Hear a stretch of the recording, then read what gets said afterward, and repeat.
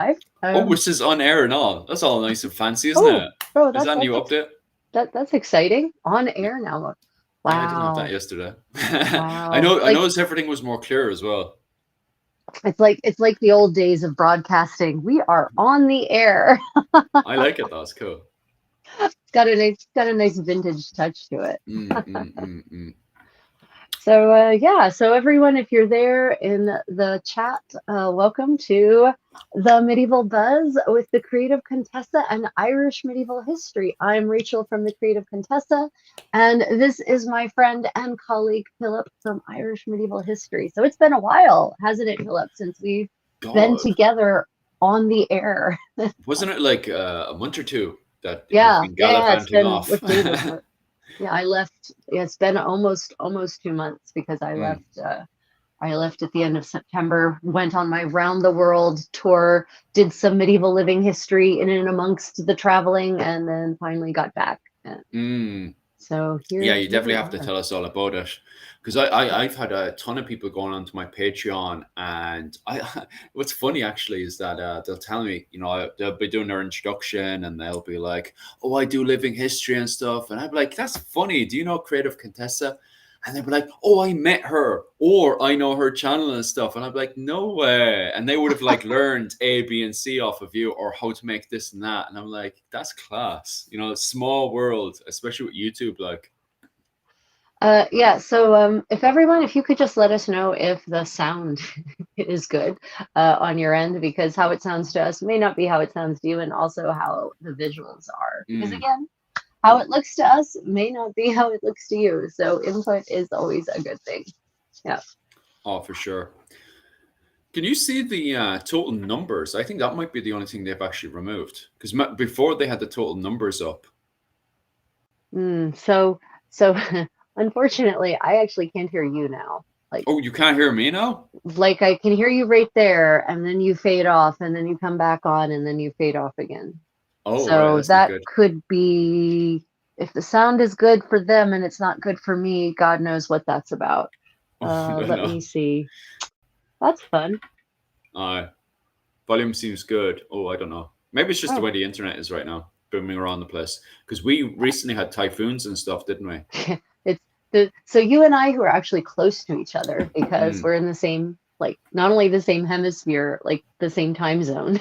mm, And we can't, I can't hear you properly. That is fun. Let me mm.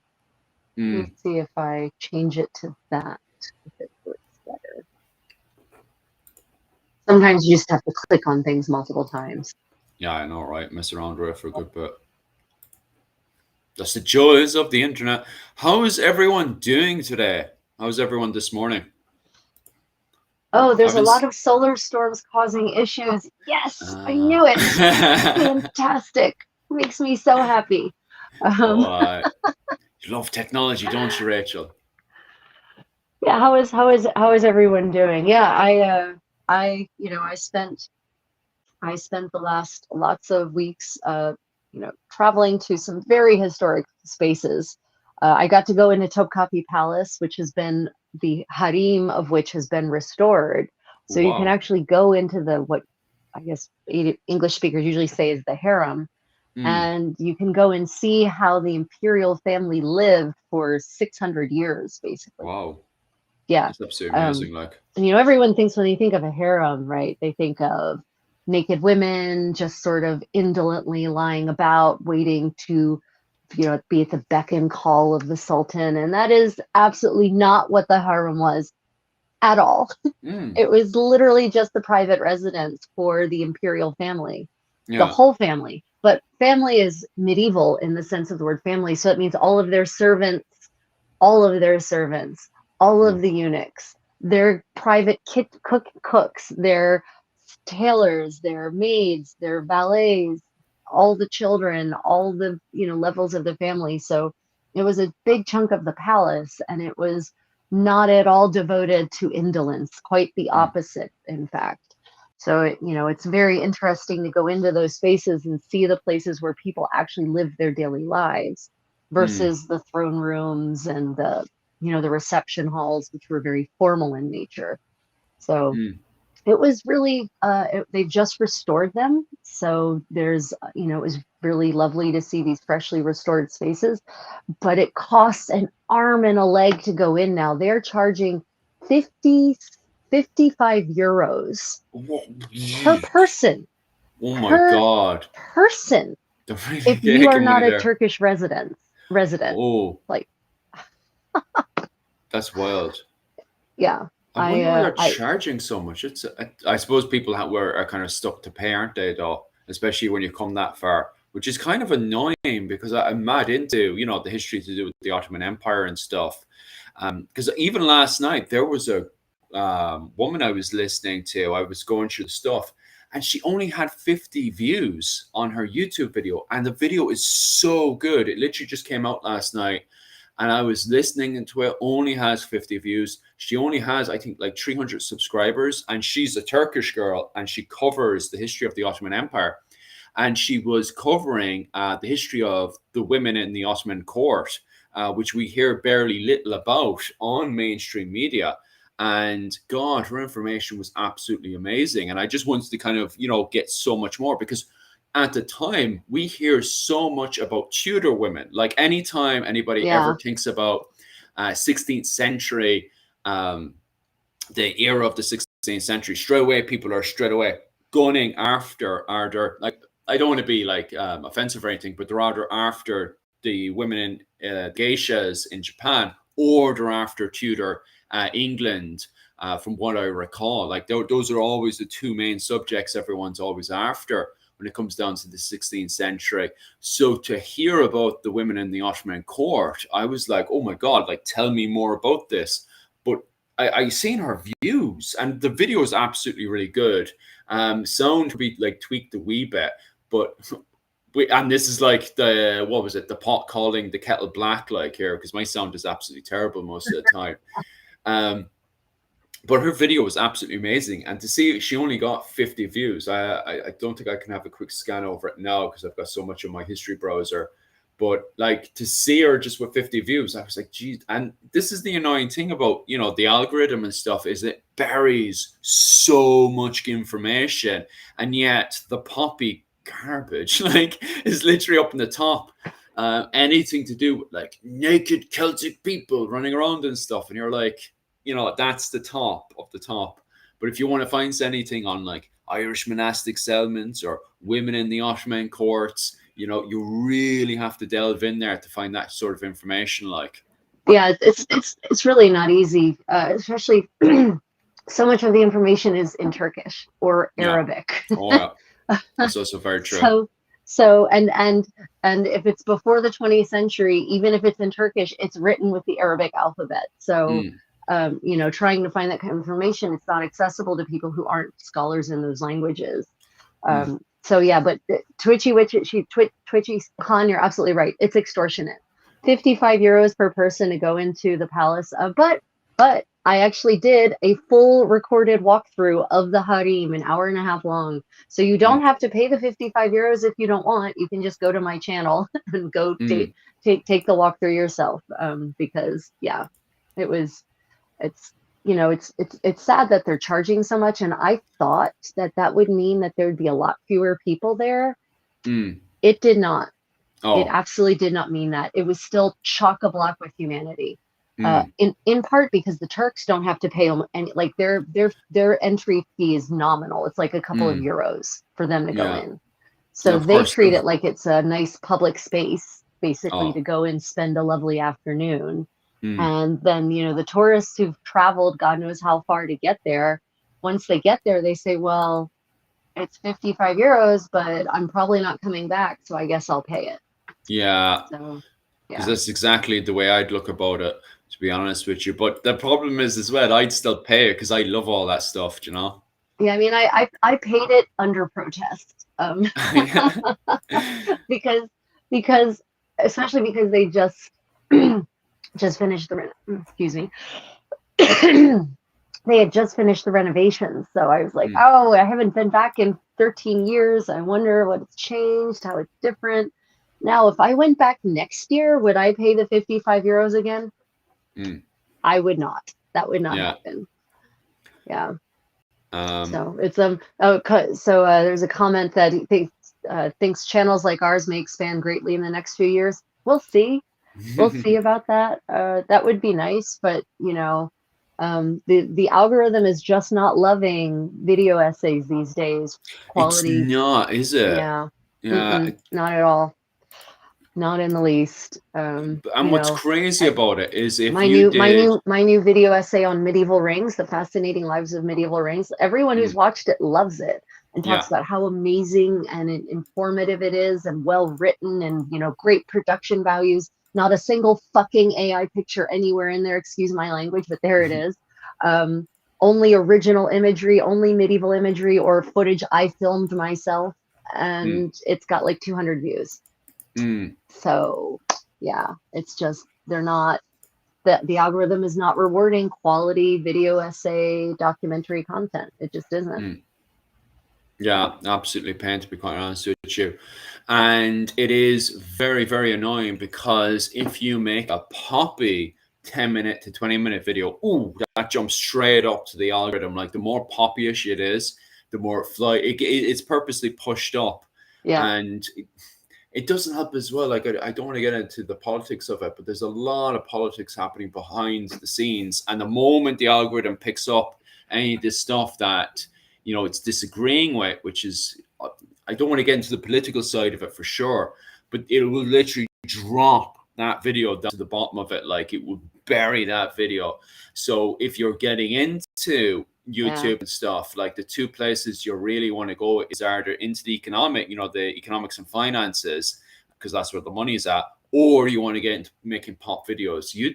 History videos right now. Shorts, I don't think shorts are too bad, and going live seems to be the way forward. But when it comes down to making those 20-minute videos, they just keep getting buried right now. And that's to do with the algorithm gets more of a buzz out of poppy videos, but also on top of that as well, if you trigger anything that they disagree with, that will drop like a fly, especially right now with all the politics kicking off. Like,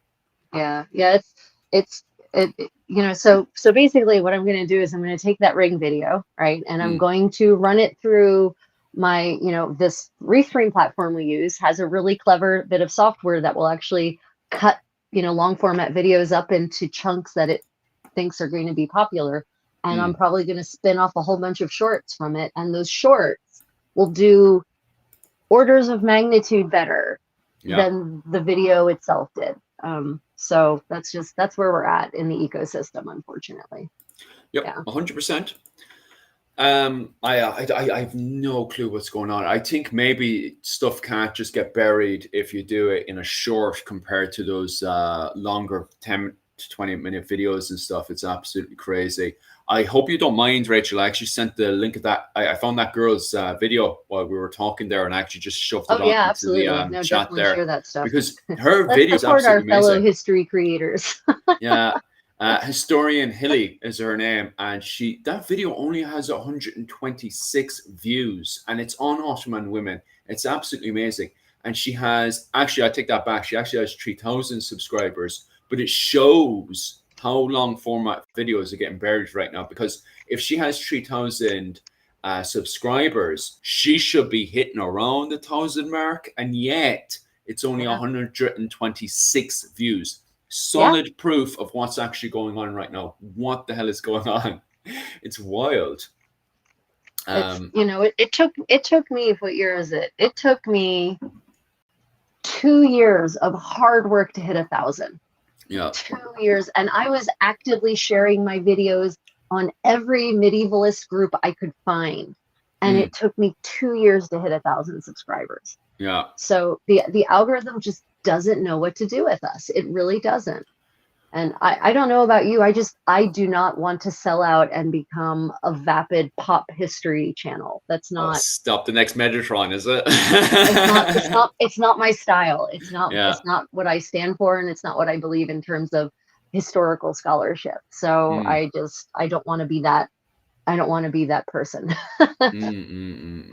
Yeah. I'm on that whole thing as well, but I'm still having sound issues with you, unfortunately. Like you literally come in and you come out, and you come in and you come out, and that's frustrating that everyone else can hear you Mm. and I can't. And I've changed sound devices like 3 times now. Okay. So How's it? Can everyone else hear me fine, or is it just let me have a okay, go I'm gonna around? disconnect my headphones and reconnect them one more time in the hopes that it fixes it. Mm.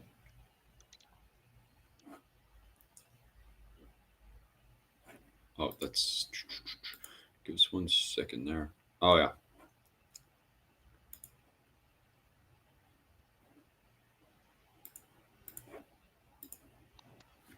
Okay, try this again. Mm. Yeah, no, it's all me, guys. No. Trust me, it's me. Um, I might have to go without the headset this time.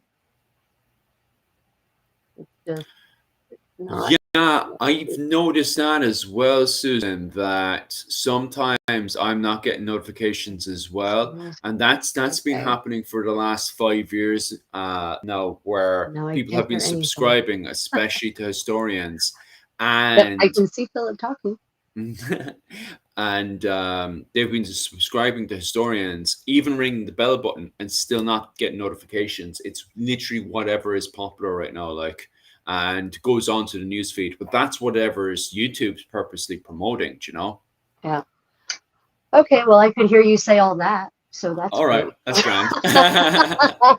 No, it's just talking to Susan, how Susan was already subscribed to her, and yet she wasn't getting any notifications from her. And it's Yep, literally whatever the news feed is feeding these days. The yep. only way you can actually look at what you're, and this is what I've been doing for a while because I'm sick of the news feed. The news feed, my news feed right now is full of politics. I don't watch politics on my Irish medieval YouTube. Like it's literally, I don't like Gold. He wrecks my head. He's on it.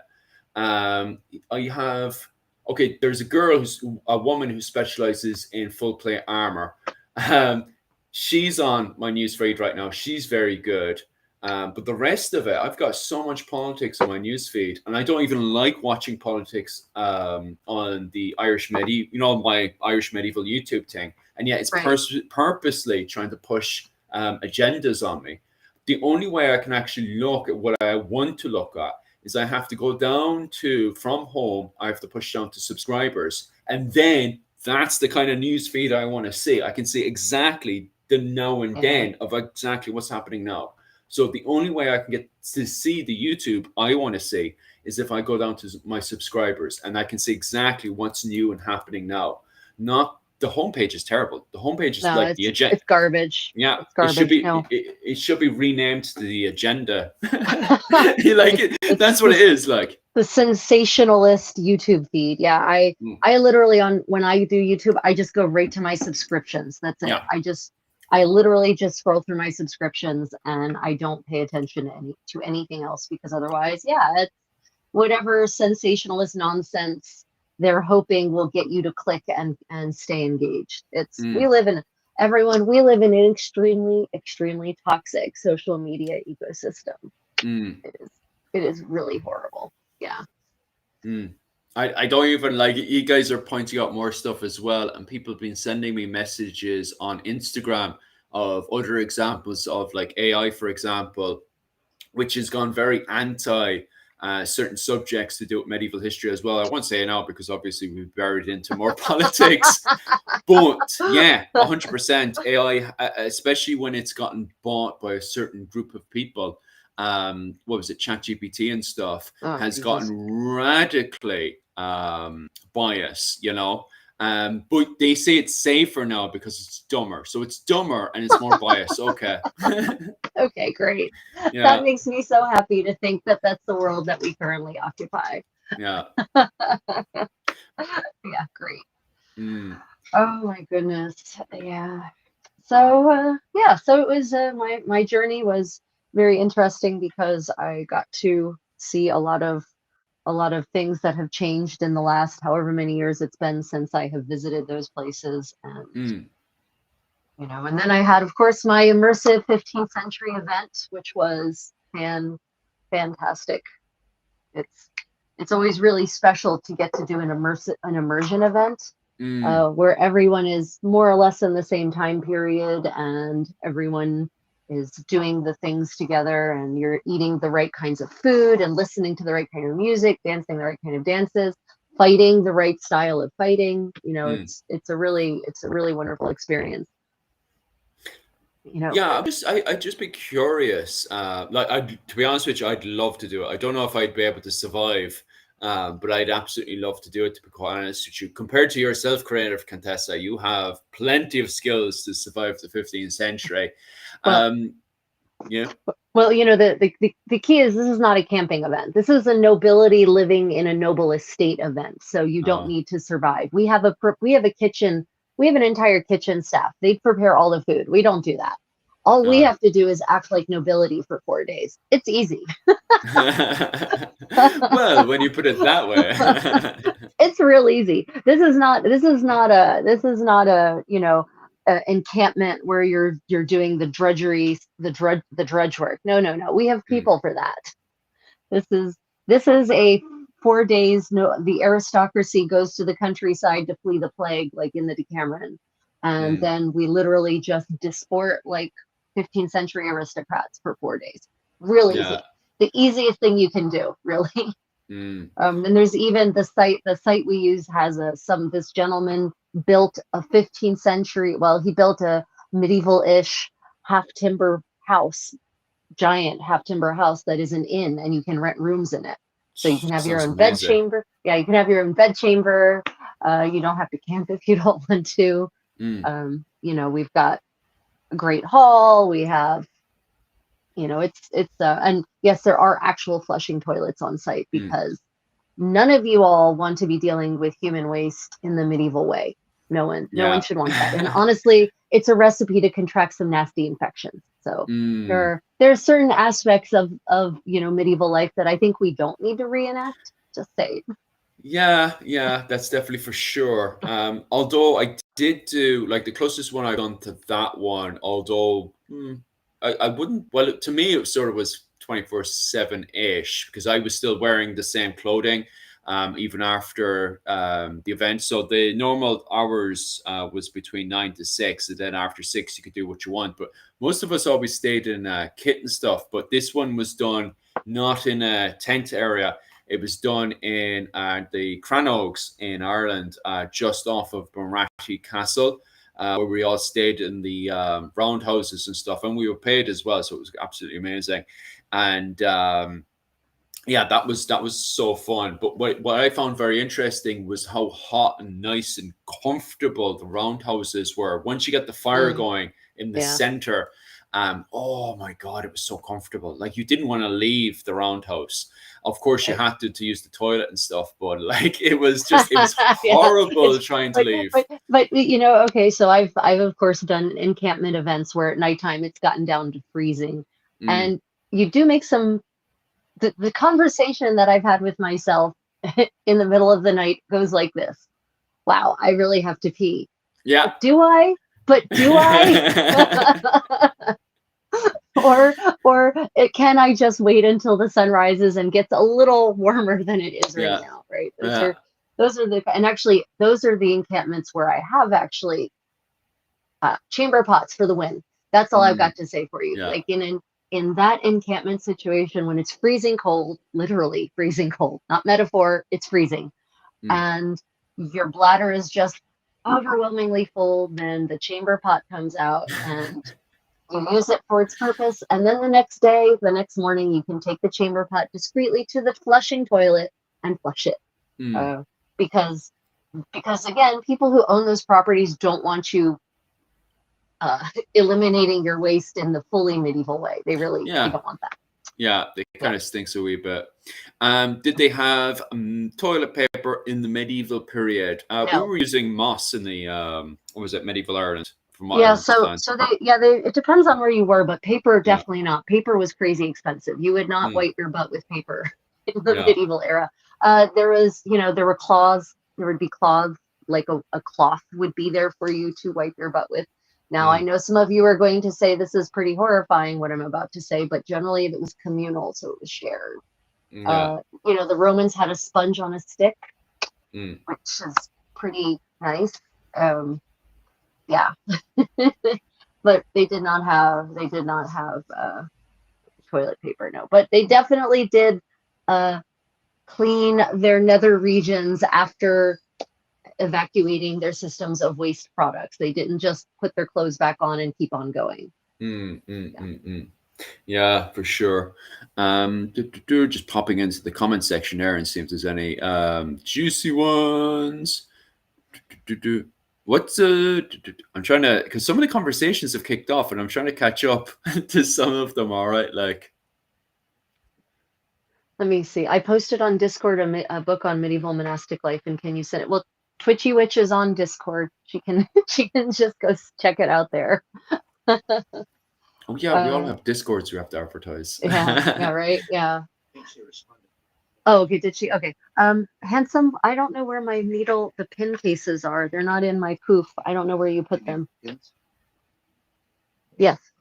Yeah, but I need like the actual needle cases. I don't know. It's in the other pouch. Oh, okay. If you could please find it. Yeah. So let's see any other conversations. Oh, Takeda says it got a few, had 2 nights that got down to, -1 degree centigrade. Yeah, I've camped in Sweden in May, in early May, for 10 days, and there were many nights where it got down to -5. Yeah, Sweden is terrifying because if you don't have the right camping set, you can actually just not be with the living world anymore. You do definitely need, and I mean, thankfully I've got the full 15th century luxury, so I've got a rope bed and feather mattresses and a canopy. But the canopy becomes essential in those conditions because your tent within a tent is really important when it gets down to -5 or -10. Yeah. I definitely, for sure, because when I first joined the military, I remember my corporal, Corporal Diamond, one of his first exercises was up in the north of Norway, and his sleeping bag wasn't even good enough. He spent the whole night awake because it was too cold for him to sleep, even inside the sleeping bag. And it wasn't like it was a jungle bag or anything. This is a proper bag made for the winter, and that still wasn't good enough to keep him, it kept him alive, which is the main thing, but it did not allow him to sleep. He was still very, very uncomfortable and too cold to be able to just doze off into and be able to actually sleep. Yeah, my first, no, go on. No, I was just elaborating that, on a military exercise, as you know yourself, when you spend the whole day fighting, you kind of want to recover then, especially when you have to do watch then every hour or so. But that little bit of sleep you're getting, and you can't sleep because of the cold, horrific. Yeah, I've been there. My early days at medieval living history events, before I didn't know anything about camping at all. Camping, modern, medieval, didn't matter, and it didn't occur to me that the more important thing is the insulation between you and the ground, not having a blanket on top of you. So I was just sleeping on the ground, and I literally woke up hypothermic with my teeth chattering. So it's really, really important to make sure you have that good insulation. And if you use actually medieval materials, you can get really fantastic sheepskin, fantastic insulation between you and the ground. Than the modern stuff, what the military has. 100%. Kind of bloody hell, the name of it now is going completely over my head. If Mihal was here, he'd be able to correct me on that one. But sheepskin, way better. Way better. Since what was it? I don't have sheepskin anymore. I give it away to one of my friends before I came over here. But God, I literally just put the sheepskin down and then my sleeping bag on top of that, and oh God, was it comfortable. So much better. And then if I got inside of a roundhouse, good luck. I just put the sheepskin over me and just go off to sleep. And there's not even any need for that. They just get so warm and nice. Oh, so comfortable. Yeah, it's like being hugged by a lovely mother sheep, just taking care of her lamb. By the way, for the kitty lovers out there, the lanolin in sheep's wool actually triggers the hormonal response of a nursing kitten in cats, which is why cats are attracted to wool things, the more like a sheep it smells, the more they're actually like triggered into being kittens again. That's So crazy. yeah, so that's why, the cats will actually go after wool things and start kneading it and suckling on it, because they literally think like, I'm a kitten again, I'm nursing. That's my mommy. Yeah. So My brain is trying to come up with a joke for how some men behave, but I can't. Every time I come up with a joke, my brain is like, I can't say that live. that would be a permaban. Yeah. Especially the kind of people watching us. Yeah, no kidding. Oh my Yeah. God. Yeah, so yeah, the 15th century event I was doing was absolutely not like any of that. It was luxury, 15th century luxury all the way. Even though it did get cold, which honestly, if I have to choose between a hot 15th century event and a cold 15th century event, I will take the cold event every time, because then I can wear all the clothes and be comfortable. Yeah. Whereas, if it's hot, okay, I'll still wear all the clothes because I'm crazy, but most of my fellow reenactors won't, right? They'll wander around in their skivvies rather than suffer in the heat. So, it was actually nice to have everyone wearing all the layers. Yeah. Their smock and their doublet and their gowns and something maybe even on top of that. Whereas normally it's, a bunch of men running around in hosen and doublets, and maybe not even doublets, maybe just shirts. So, and I need to get into 15th century reenactment. I need to learn these terms properly. you do. It is the way. Yeah, because I just for the chat there, I've done 10th century reenactment in Ireland. Absolutely fun and amazing.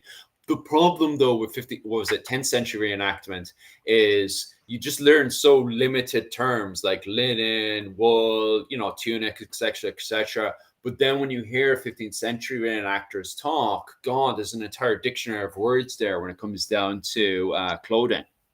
Yeah, there really is. It's and especially, there's some people who use the 15th century English words and some people who don't. They use the modern costumer terminology. Oh, okay. So then you end up with, duplicates, and they're actually all saying the same thing, but you don't know it unless you know.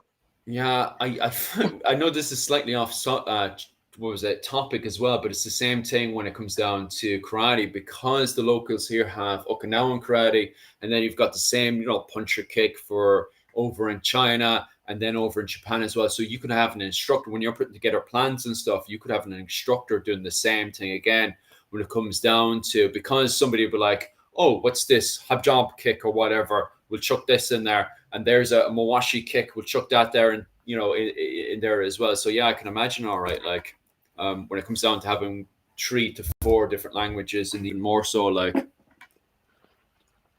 Yeah, it's exactly like that in the 15th century, actually. Yeah.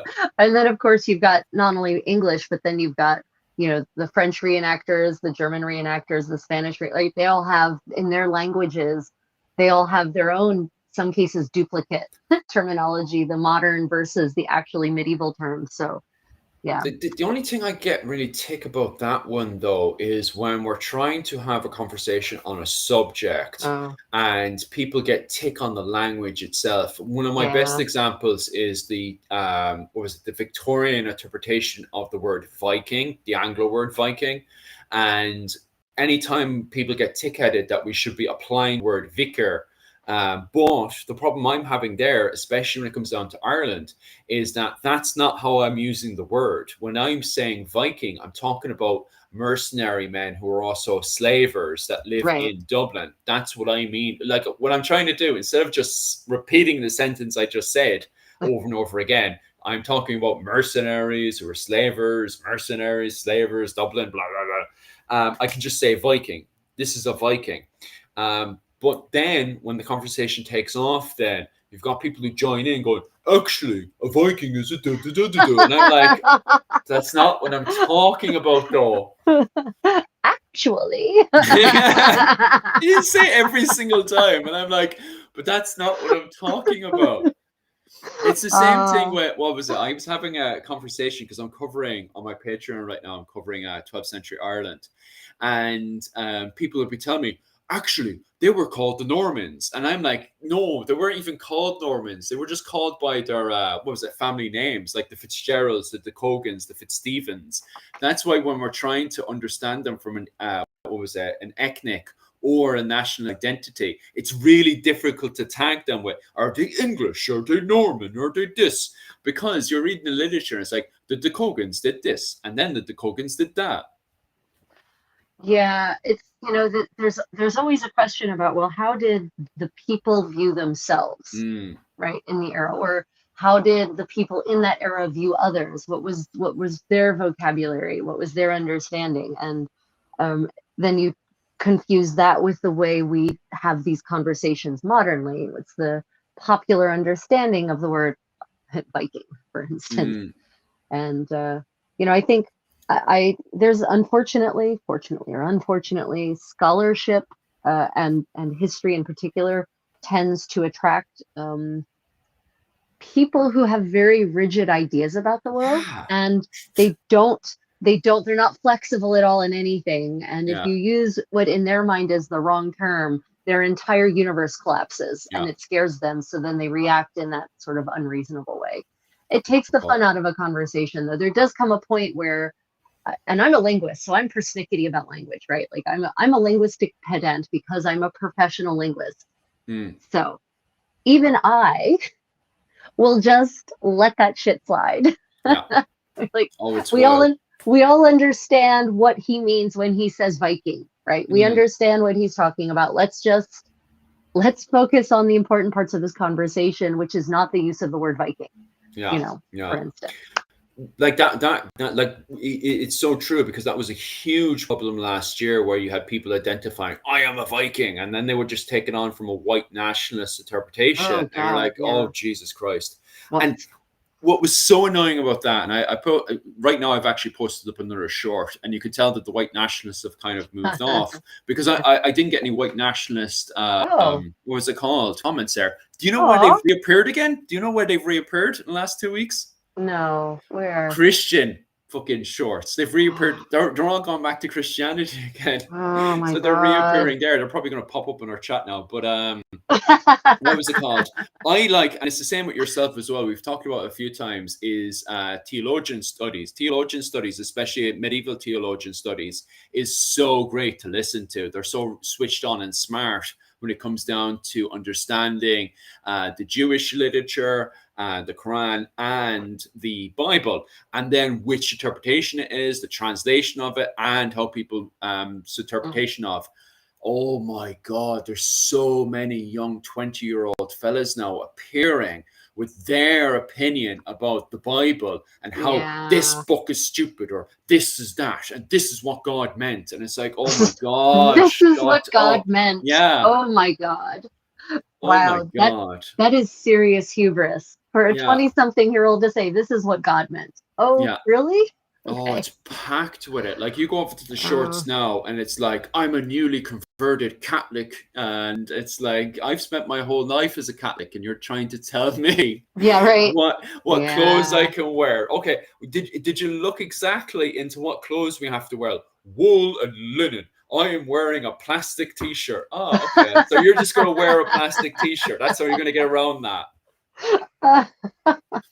Well, Rachel, it's off to the fire with you. Oh, yeah, seriously. Yeah, I've got my wool and my linen. Oh, no. Converts are the worst, though. They are the zealotry of a convert is often hard to tolerate for those of us who've been doing this our whole lives. Yeah. Like, look, I've been a Catholic since I was born, and I don't need you to mansplain or womansplain Catholicism to me. Thank you. 100%. Oh, stop. Them as well. Like, they're all bad. But but at the same time, don't get me wrong. If the algorithm says that it's time to talk about theologian studies, then no problems there. As long as we're doing it from a intelligent medieval perspective, a scholarly perspective. A scholarly perspective. It just means that we have to be quite cute in our words, I guess. Yeah. Just constantly use the wool and linen trick, maybe. I don't know. So, what's your underwear made out of? Yeah.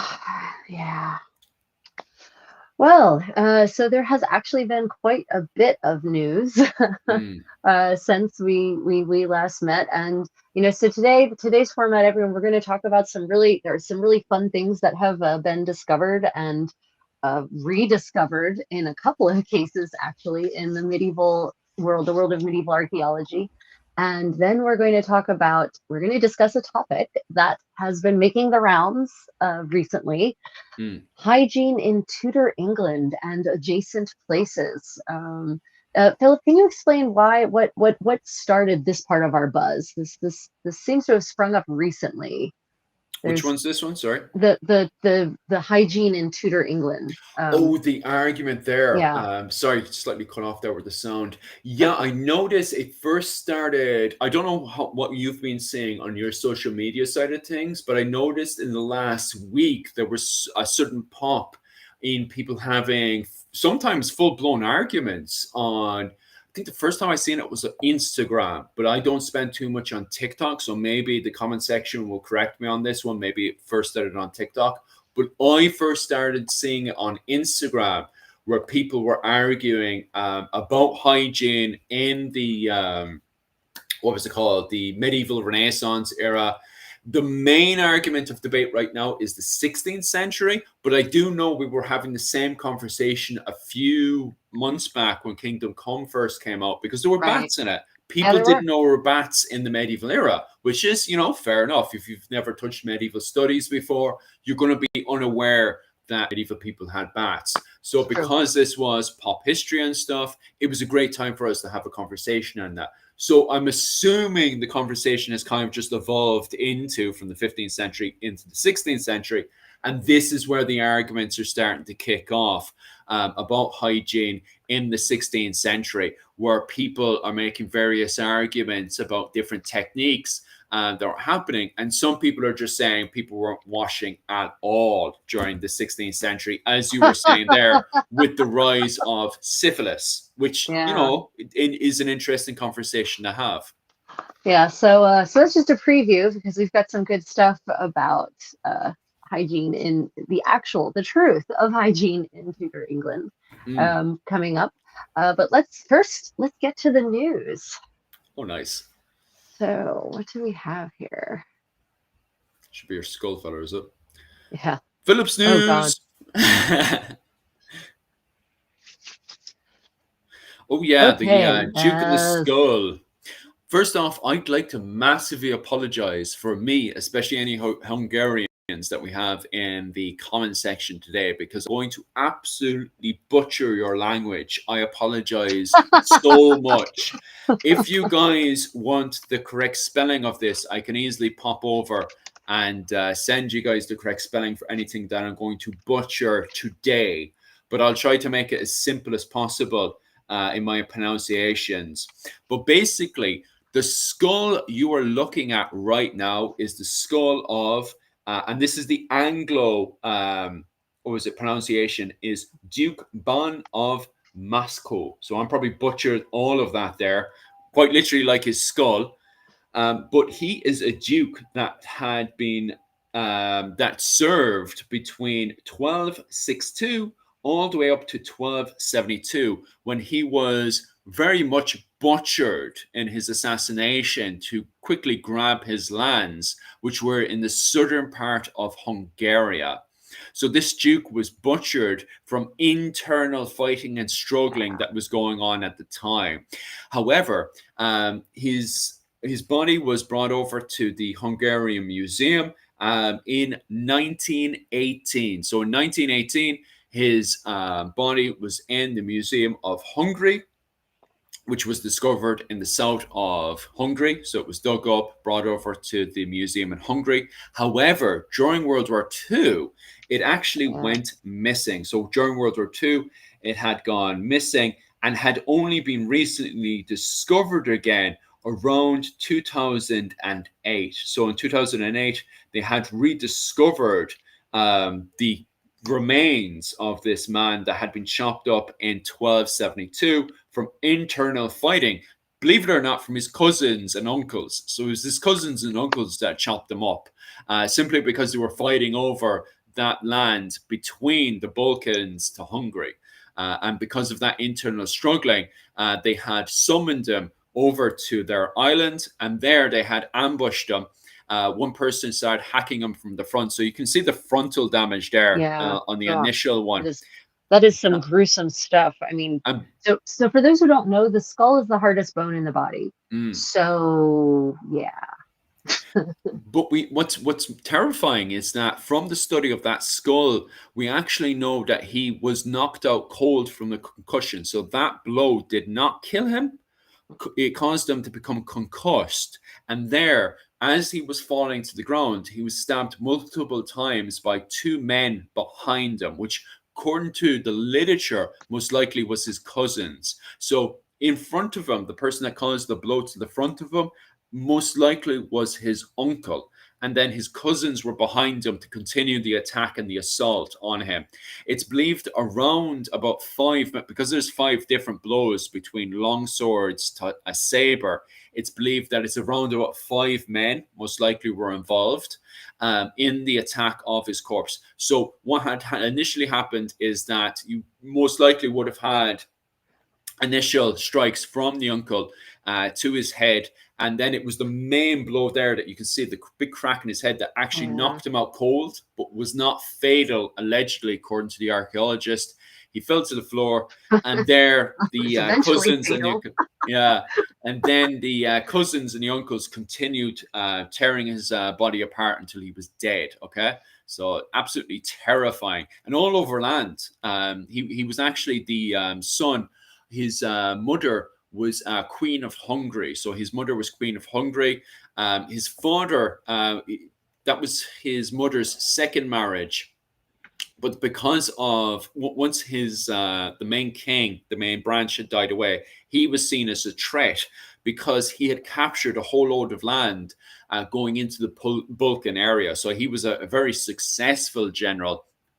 His father originally came from modern-day Kiev. So his father was from Kiev, which explained why he was so good militarily within these campaigns going into the Balkan lands. And because he, very quickly became one of the top generals within the Hungarian military force, he definitely became somebody who was very feared within the Hungarian monarchy. So once the king of Hungary was gone, the new king decided to remove him and then divide up the land afterwards, which shows that the assassination was organized, that they had organized to invite him to this island where they had ambushed him, chopped him up, and then took his lands apart, just like they did his body. And then afterwards, obviously, he was buried, and then they found him again and brought him over to the museum in Hungary. And then during World War II, his body had gone missing. But believe it or not, it was actually just in a wooden box in the museum. They actually had moved because everything was getting moved around during the Second World War. They couldn't find his body afterwards. And it wasn't until around 2008 that they opened up a wooden box one day, and there his bones were. From there, then, they could use modern technology and resources to find out exactly what had happened to him. Even more amazingly, they had tested his tooth as well and various other bits and bobs in his bones, and they could actually study his diet, that he was eating a whole load of wheat that would have damaged his teeth in a certain way.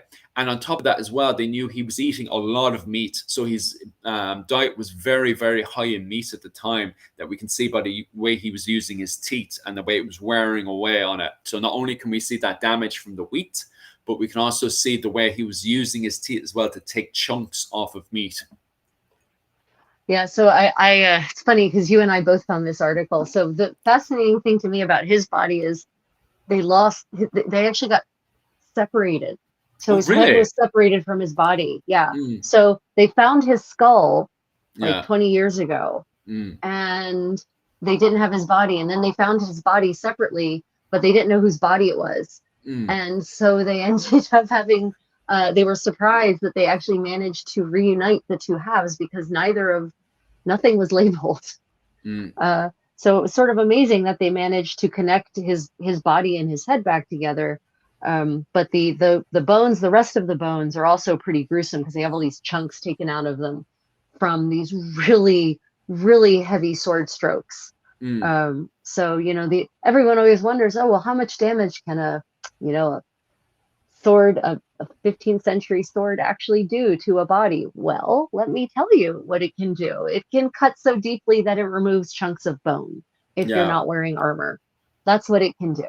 Mm. Yeah, This, I was reading that bit as well, the line where it says about we can indicate that he wasn't wearing a helmet. Oh, that's really? right. Really? Wow. You Yeah, guys are so smart. yeah. What Sherlocks you all are. No, Mm, it's really funny. There's a lot of these myths. You'll see these, especially people who are into Asian swords, of course. They're like, oh, European swords, so primitive, so ineffective. They didn't have edges. They didn't have sharp edges. It was just all about their brute force or about thrusting. mm, Well, it it wasn't thrust that took big deep grooves out of his bones. It was the broad blade, the edge of this blade that took it mm. out. So here we have unfortunate prima facie evidence of the efficacy of the cutting action of a medieval sword. So and it's sad that this poor duke had to be the evidence of that, but there it is. Let me tell you, the further east you get in Europe, the crazier the less humane they become. There I is I there think is something that about that zone, culture. that problem with that zone of the Balkans is even right now is heavily contested with. I think it wasn't too bad in the 2000s, but in the 90s and Oh in this yeah. era as well, Mm.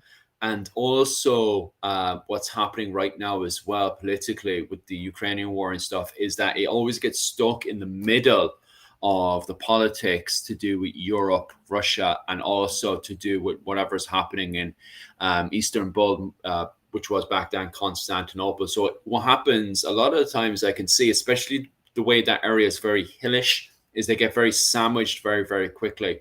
I don't think they're too bad out in Poland and the more northern part of Hungary because it's more open area and stuff, so things can flow past quick enough. But it seems that everything kind of gets kind of bogged down around that Balkan area.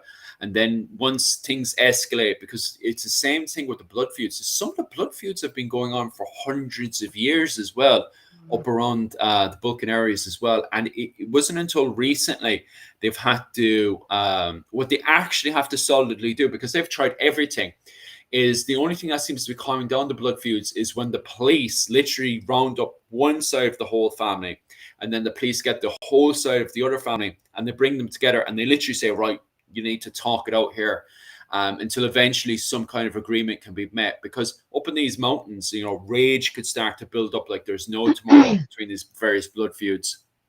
Yeah, but it's the level of cruelty that is Yeah, of dehumanizing cruelty, the degree to which a human has to other yeah, their enemy to do that to yeah. them Mm-hmm. is that's a ooh that's some really cruel, deeply cruel and unempathetic stuff. It's Mm. remarkable. And what's crazy is that's just the beginning of escalation. Right, right, Yeah, yeah. because when did because the Mongolians are just starting to appear up around the Hungarian area as well, aren't they? I think it's not until Yeah, so the 12. Golden Horde gets there in the 13th century. Mm.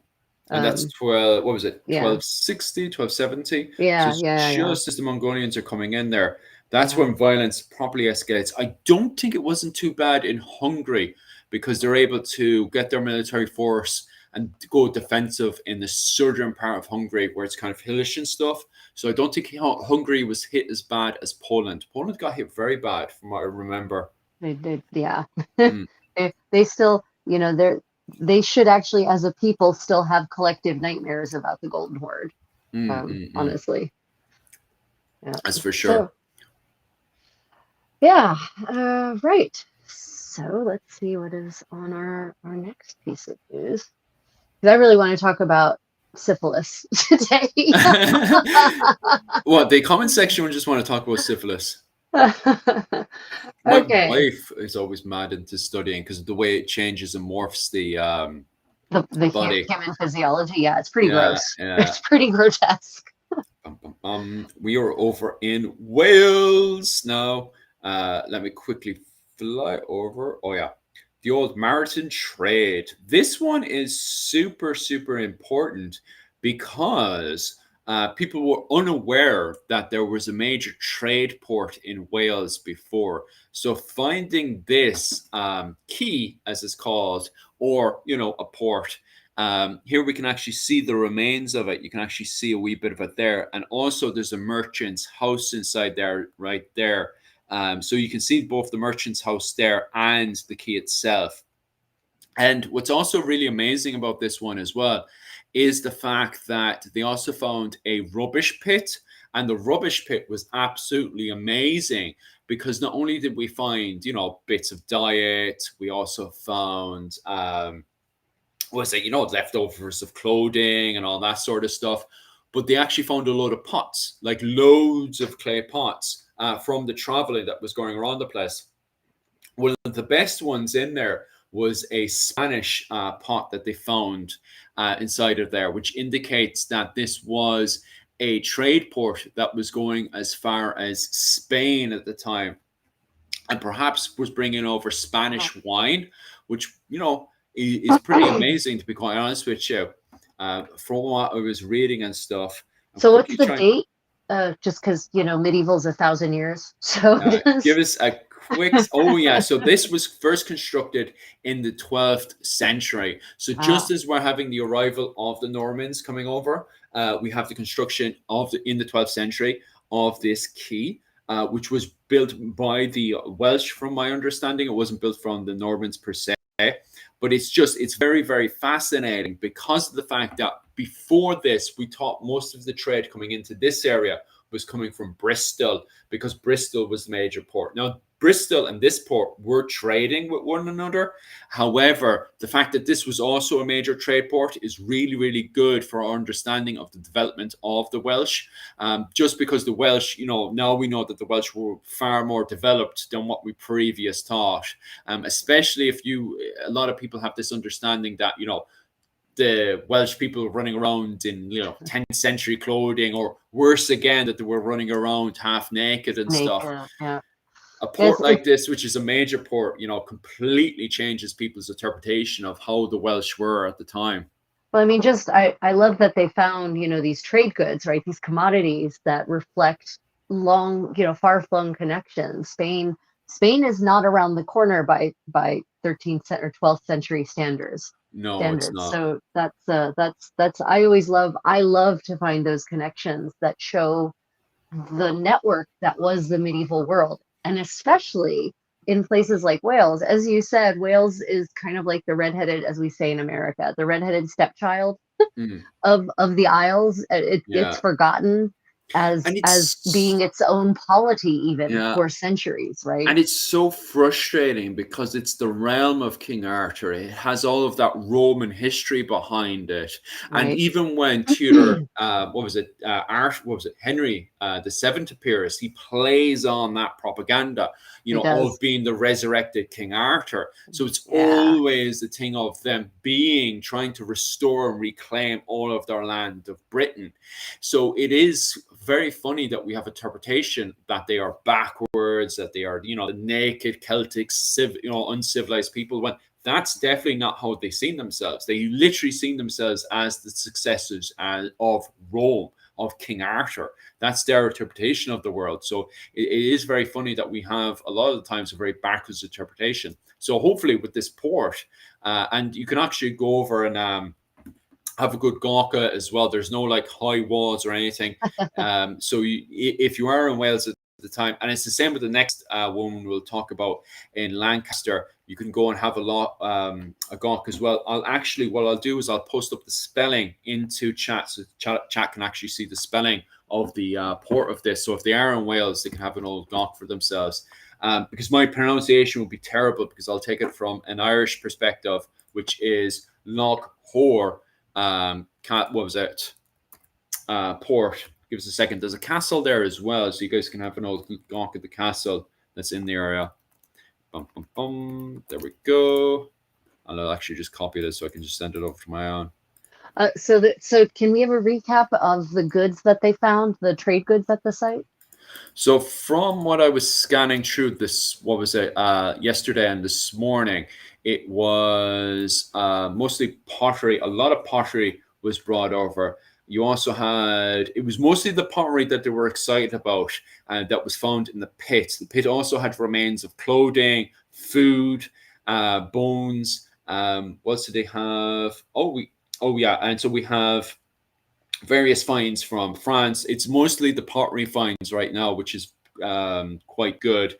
Remembering that they're still in the middle of the investigation right now, so they haven't, like, you're mostly getting words out of the interviews and stuff like, oh, wealthy merchant from the pit.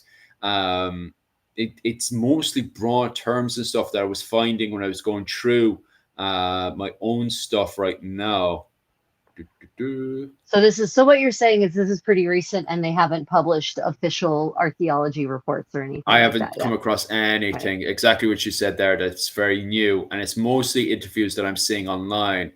That's mostly just saying, those broad terms like, this is mostly in the pit. We found a whole load of clay goods. This is what we're excited for. We've also found bits of clothing.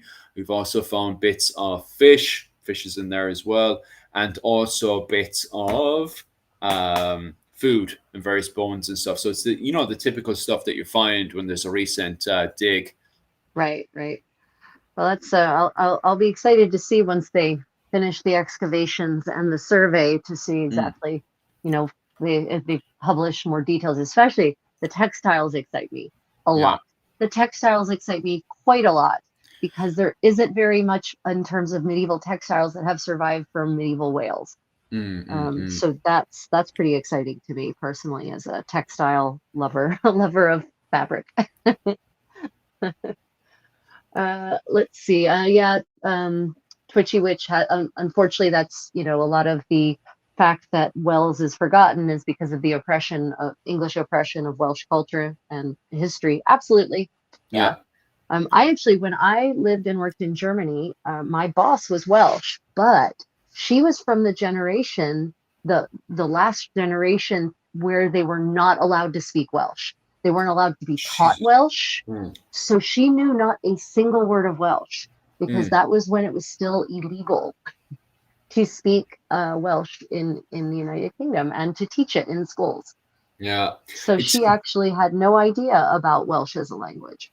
Yeah. It's hard to believe that only happened about 100 years ago, that there was a complete crackdown of the language, where they would put boards around people's necks and stuff, and every single time they would get something wrong, they would do a tick on the board, and then they would, at the end of the day, they would count up. They would send the child down to the principal's office, and they would count every single tick.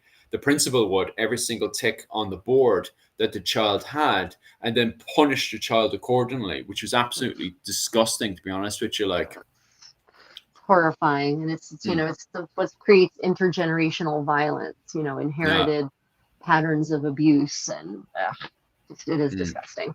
Oh, absolutely, for sure. Like, because we do kind of forget about that kind of stuff that was happening in Wales and in Ireland and also in Scotland as well, when we're looking at the the bigger, wider picture, because geez, it gets even more disturbing and just evil when you go into the likes of Jamaica or over to what happens is over in America, and then over to other areas of the world such as India and that, and you can see even more atrocities and evil happening. It's way more darker than what's happening, because like, don't get me wrong, when I was growing up as a child, I was like, how could somebody be so evil?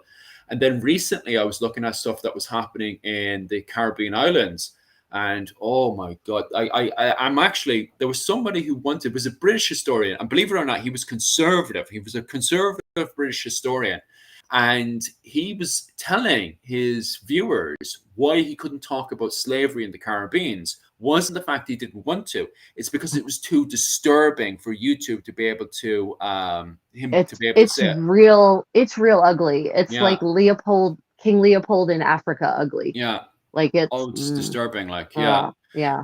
And then I went to, because I was like listening to this video and I was like, it couldn't be that bad, was it? Went and looked it up. Yes, you can't. You Yes, cannot talk about it. It's too dark. it's It too dark. literally is. The the Too the, evil. the things I am constantly, and I shouldn't be. By now I should no longer be amazed. And yet I am amazed when I read these tales of atrocities being committed on on any animal, on any creature, Yeah. but especially on a creature that looks like you.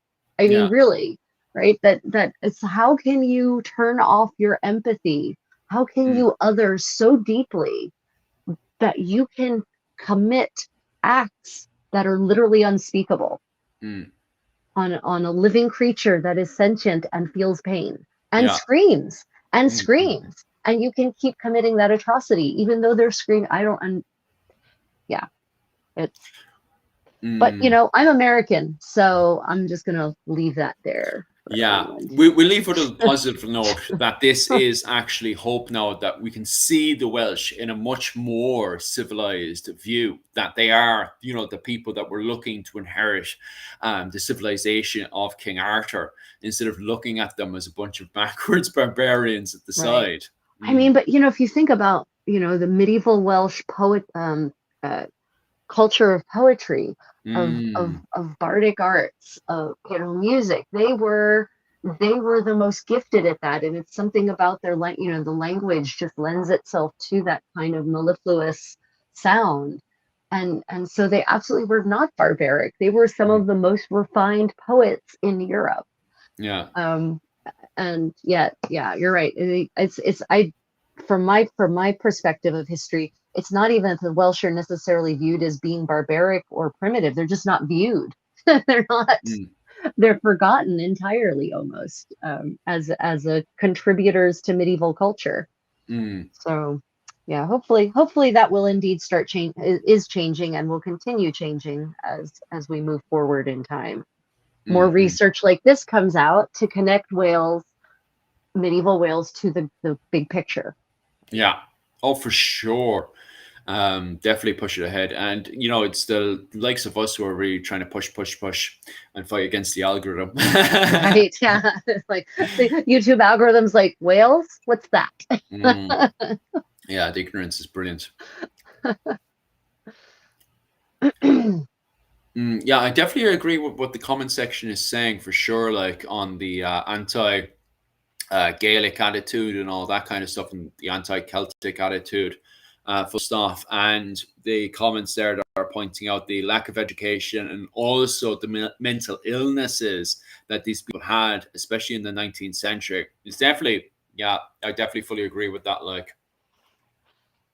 Yeah, but and yet history is full of examples throughout history and across the world of people being able to do that. So yeah. it's not just a 19th century phenomenon, unfortunately. Sometimes I'm looking at the media right now and I'm like, I just want to close my eyes. Stop Right. doing that. Yeah. Just don't want to look. Don't want Yeah. to look. Yeah. Okay. Let's go back to 1984. Right. Oh, great. Oh, wait. No, you definitely have more news than two things. What on earth? What was What are you the what other are one? I you can doing just talk about the other presentation? one as well. The other one was in Lancaster. Let me have a Prison quick breakthrough? What? present day Lancaster. Let me have a quick because that So was here's the slide. It says prison breakthrough, deadly find. that was the dungeon that it was doing a pun on. This was Lancaster Marketplace, as it was called in the medieval period. They had done recent, was it the archaeologists of University of Lancaster have recently done a archaeological dig in Lancaster, England, at the original Lancaster Marketplace. And while they were doing their archaeological dig, they found a perfect. Now, most of this had been destroyed in a car park in Lancaster. There was just a car park there, and the car park and previous buildings that had been built on top since the 1700s had destroyed the majority of this market. Right. However, they found the bits of the remains of a courthouse. They've also found, obviously, bits of the remains of a Roman era So they found bits, of the bricks that the Romans have and stuff. Right. They found bits of that, and they've also found alterations and changes and stuff that the Anglo-Saxons had done. So they found all bits of that, and then obviously you can see the damage that was done from buildings that were built on top of it from the 1700s onwards. However, they managed to find the bits of a courthouse. Give us 1 second there for my notes. Oh, yeah. So the courthouse itself that they found, which is the Würzburg chamber, is dated to 1533. So they found the bits of that building from 1533. But what's even more amazing again is just under that, they found a perfectly, just by sheer miracle, perfectly intact, dungeon. So the dungeon was perfectly intact. At first, they were classifying it as a prison. However, because of the inhumane treatment, the way it would have been built and put together, it is now categorized as a dungeon, not a prison. Okay, so it was always kind of in that blur between what is a prison and what is a dungeon. But because it's been proven to be so inhumane to keep a human inside there, it is now classified as a dungeon and not a prison. However, even if you look at the literature at the time, you have various historians from the mid-16th century that do classify it as either a prison or a dungeon. So even at the time, it was in the blur of what is a prison and what is a dungeon. Now, why is it classified as a dungeon? Because it was perfectly intact when they went in there to have their investigation. They found that it indicates that, first and foremost, because it was just pure brick and it did not have any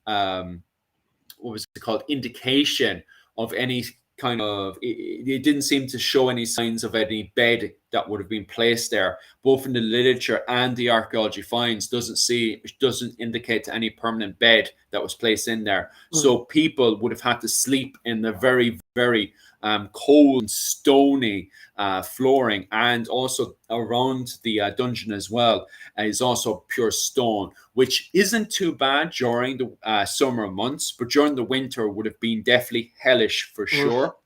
However, what they have found indication-wise is chains just above the person's head. The chains seem to indicate that the person would have had their hands bound behind them and then tightened at the back, forcing their head to go down. And obviously, for long periods of time, this definitely indicates torture, which then, confirms this is a tick in a box. This is a dungeon, not a prison. However, even in the period itself, people would have, classed it between, would have referred to it and called it a prison. However, even when they did call it a prison, quote from one of the members of the clergy at the time, a most vile prison. So even at the time itself, it was blurring between the lines of what is a dungeon and what is a prison. Well, and linguistically, the word dungeon in the 15th century doesn't mean dungeon. Oh, really? So yeah, explain a lot of things. I think the 15th century word and prison is not a 15th century word either. I don't think. So sometimes you have to get back to the original language and see what the actual words chroniclers are using, because the second you work with a translation, you've got someone else's interpretation influencing the chronicle.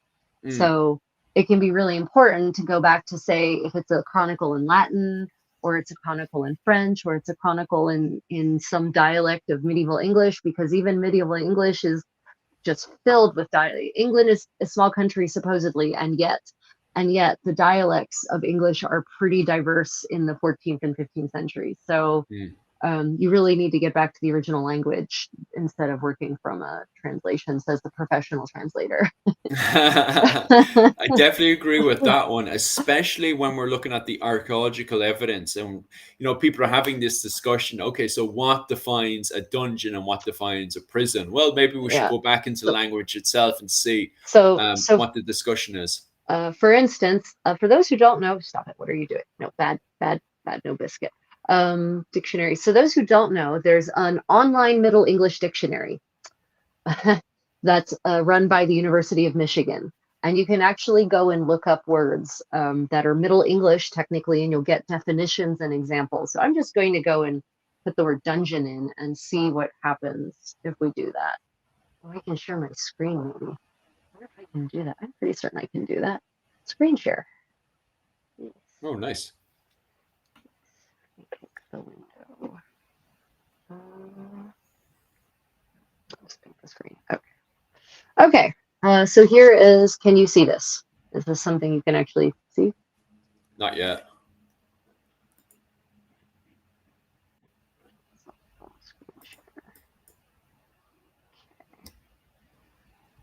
Yes. Okay. Okay. So can you see anything yet? Yeah, I can see that now. Okay, great. Okay, so the Middle English Compendium is fantastic. I use this in my research all the time because you look up a word. I looked up the word dungeon and I picked entire entry, so it will look through the whole entry, because if I just went for a head word with alternate spellings, no results, because dungeon in that is not a 15th century word, right? So let's look up the word prison. Okay, so here we go. So presume, so here, and this is great. So now we click on presume, and it's going to give us alternate spellings. And you'll see Middle English is so fantastic for not giving a shit about orthography. And it gives you the etymology, comes from Old French, no surprise there. And then it gives you definitions and puts it in context. And for each definition, you can go to quotations, and it actually provides you with primary source quotations using the word, and it provides you with a citation so you can go look it up yourself in that source if you like. So yeah. So here we've got when was this? When this dungeon dates to when? This quote, so this the chamber itself is built in 1533. The dungeon could have been around before then, perhaps around the 12th century, but the chamber was built in 1533, and the quote is from the mid 16th century in Lancaster literature. It doesn't say which one exactly it's from, but the quote is "a most vile prison," and that's. So I assume that's around 1533 as well. So yeah, the latest you're going to get in the Middle English Dictionary is going to be around 1500 then. But then we can go into the early modern English dictionary, right? But if you're interested in what medieval people thought about, what was a prison, what was, and see, here's the thing: the definition number 2 of the word presume, calls it a place on confinement, a dungeon, a jail. So it's all kind of, kept under there, a prison foul, a filthy dungeon. So there doesn't seem to be that same distinction, in the medieval mindset between a dungeon and a prison. Yeah, that makes sense, because we already have a jail. If a person did something bold, they would be put into a jail. So I'm assuming the word jail exists, does it? So gaol is, I think, the Middle English word actually for jail. Yeah. Yeah. So that's the Middle English word, and I don't know when jail exactly enters the language. Let me see. Yeah, so it brings you right back to gaol, or gaol, or however you want to pronounce it and or say it. So yeah, this is the Middle English word for jail specifically, but then it comes back to a jail or a prison. Yeah, as the definition. So, well, that should be really the conversation then. Yeah. Should it be defined as a jail or prison? Because this is a chamber. And Lancaster, will person? I don't know. But they don't. But see, then you have to look at medieval institutions, medieval English institutions. They don't have institutionalized incarceration like we do. So they don't have big prisons like we understand them, right? They've got gaol, and there are places where, they might have a couple of cells, but we're not talking. Incarceration was not the goal of the state generally. The goal of the state was to extract fines, punish people, and release them back into society. Yeah. So there wasn't this idea generally, with the exception of political prisoners. Right, they ended up being incarcerated for long periods of time. But yeah, so sometimes you have to go back to, well, is that even a concept? You know, what we understand of as prison as being a place of long-term incarceration, is that an institutional, does that institution exist in this era? Because if it doesn't, then probably they don't even have an understanding of the word. They can't have an understanding of the word in that sense. Fascinating. All right, like it's definitely something I'd have to, you know, I hadn't really put too much thought. The information was there in my head because it's interesting as you're saying it. I was like, I'm now labeling it in my head of like, oh, jail, prison. Um, as you said there, like, they didn't really have a word for dungeon, and it's more or less modern people looking at this building and going, okay, can we categorize it as a dungeon? Did they categorize it as a dungeon back then? Especially when you've got, you know, that sentence there, a most vile prison. So they themselves are considering a really, really bad prison, which today we would identify as a dungeon. So it makes more sense now, especially talking to yourself, of why they're using the sentences the way they're using in the 16th century.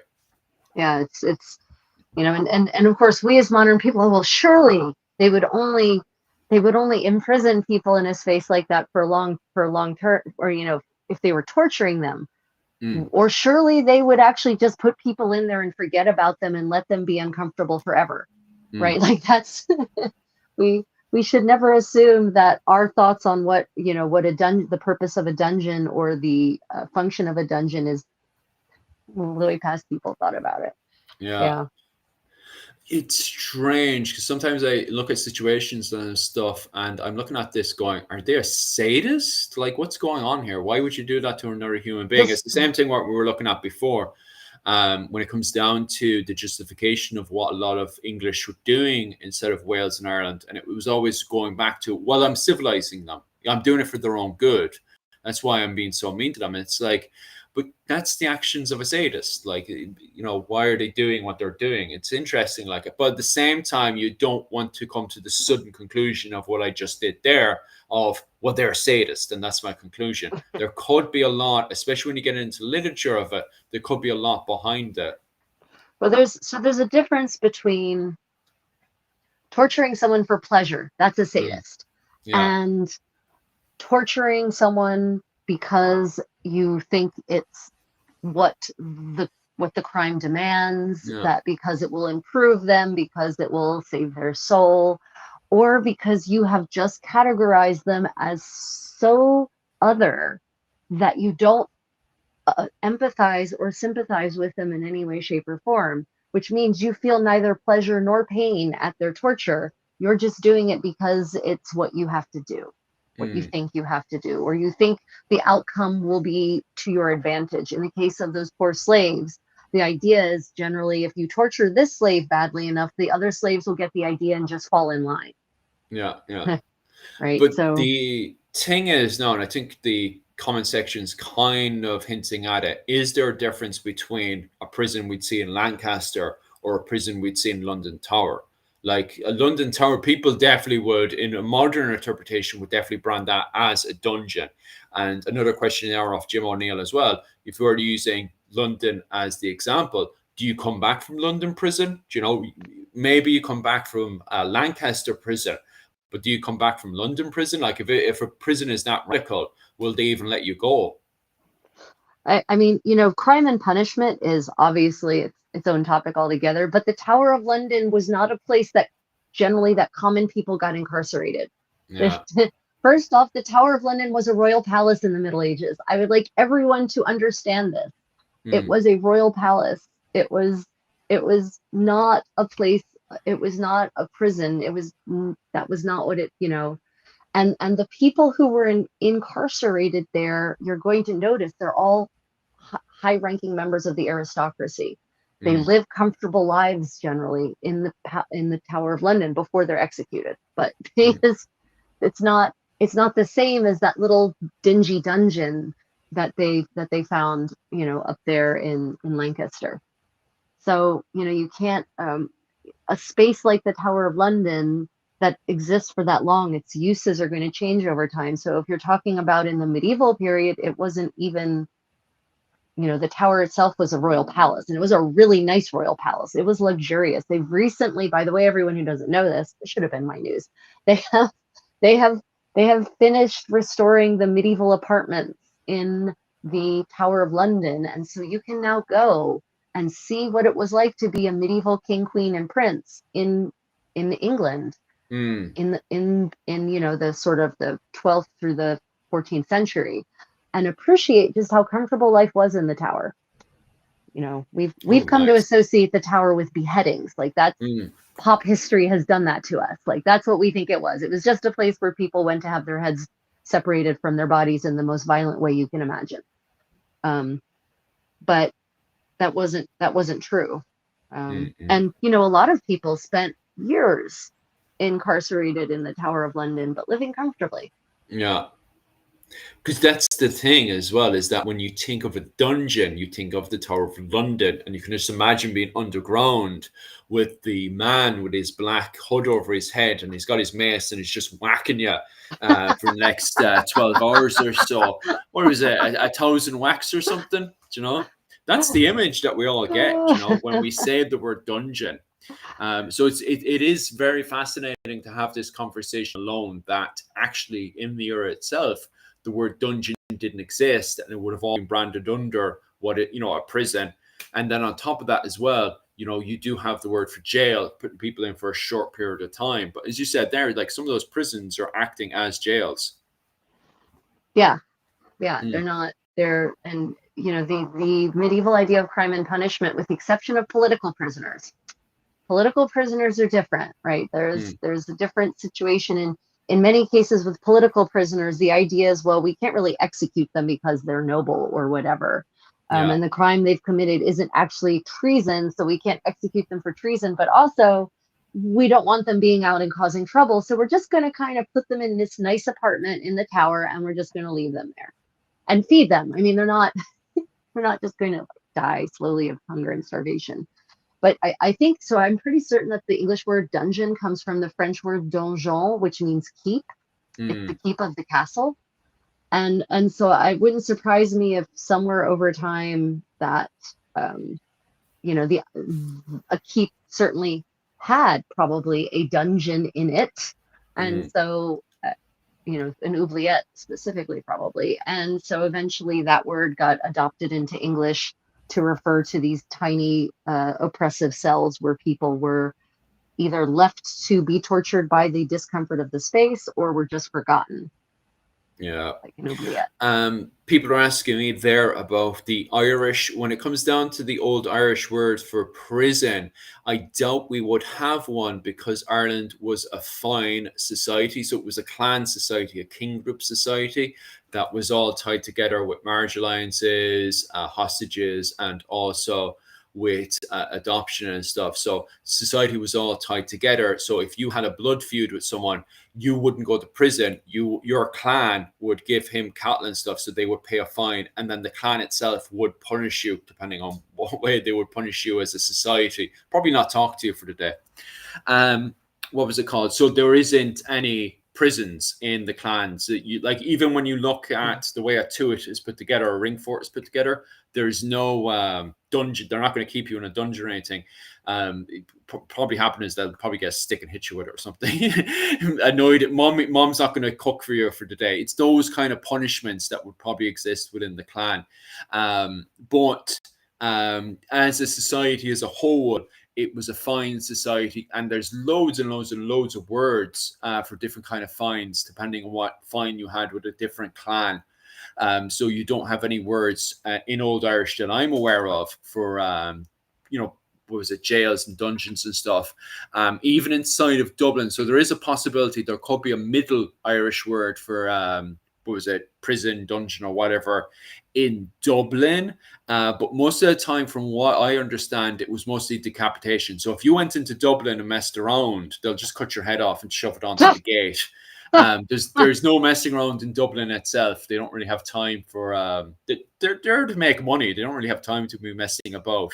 And then if there was like a problem between a Tuat clan and Dublin itself, once again it goes back into the fine system. So you're either paying a fine in Viking Age Dublin, from my understanding, or your head came off. Now, that could be interesting. Is there a level, a period where, especially with the arrival of the English and the Normans, do they then start to develop jails and stuff? So that's definitely something I would love to actually look into, which I should look into after this one. And I'll see about making a short on that one if I can find an Irish word that develops into the language of a prison. Because there's bound to be somebody, especially in Dublin, especially the way Dublin develops at some stage, especially once the merchants from Bristol move over to Dublin, the English.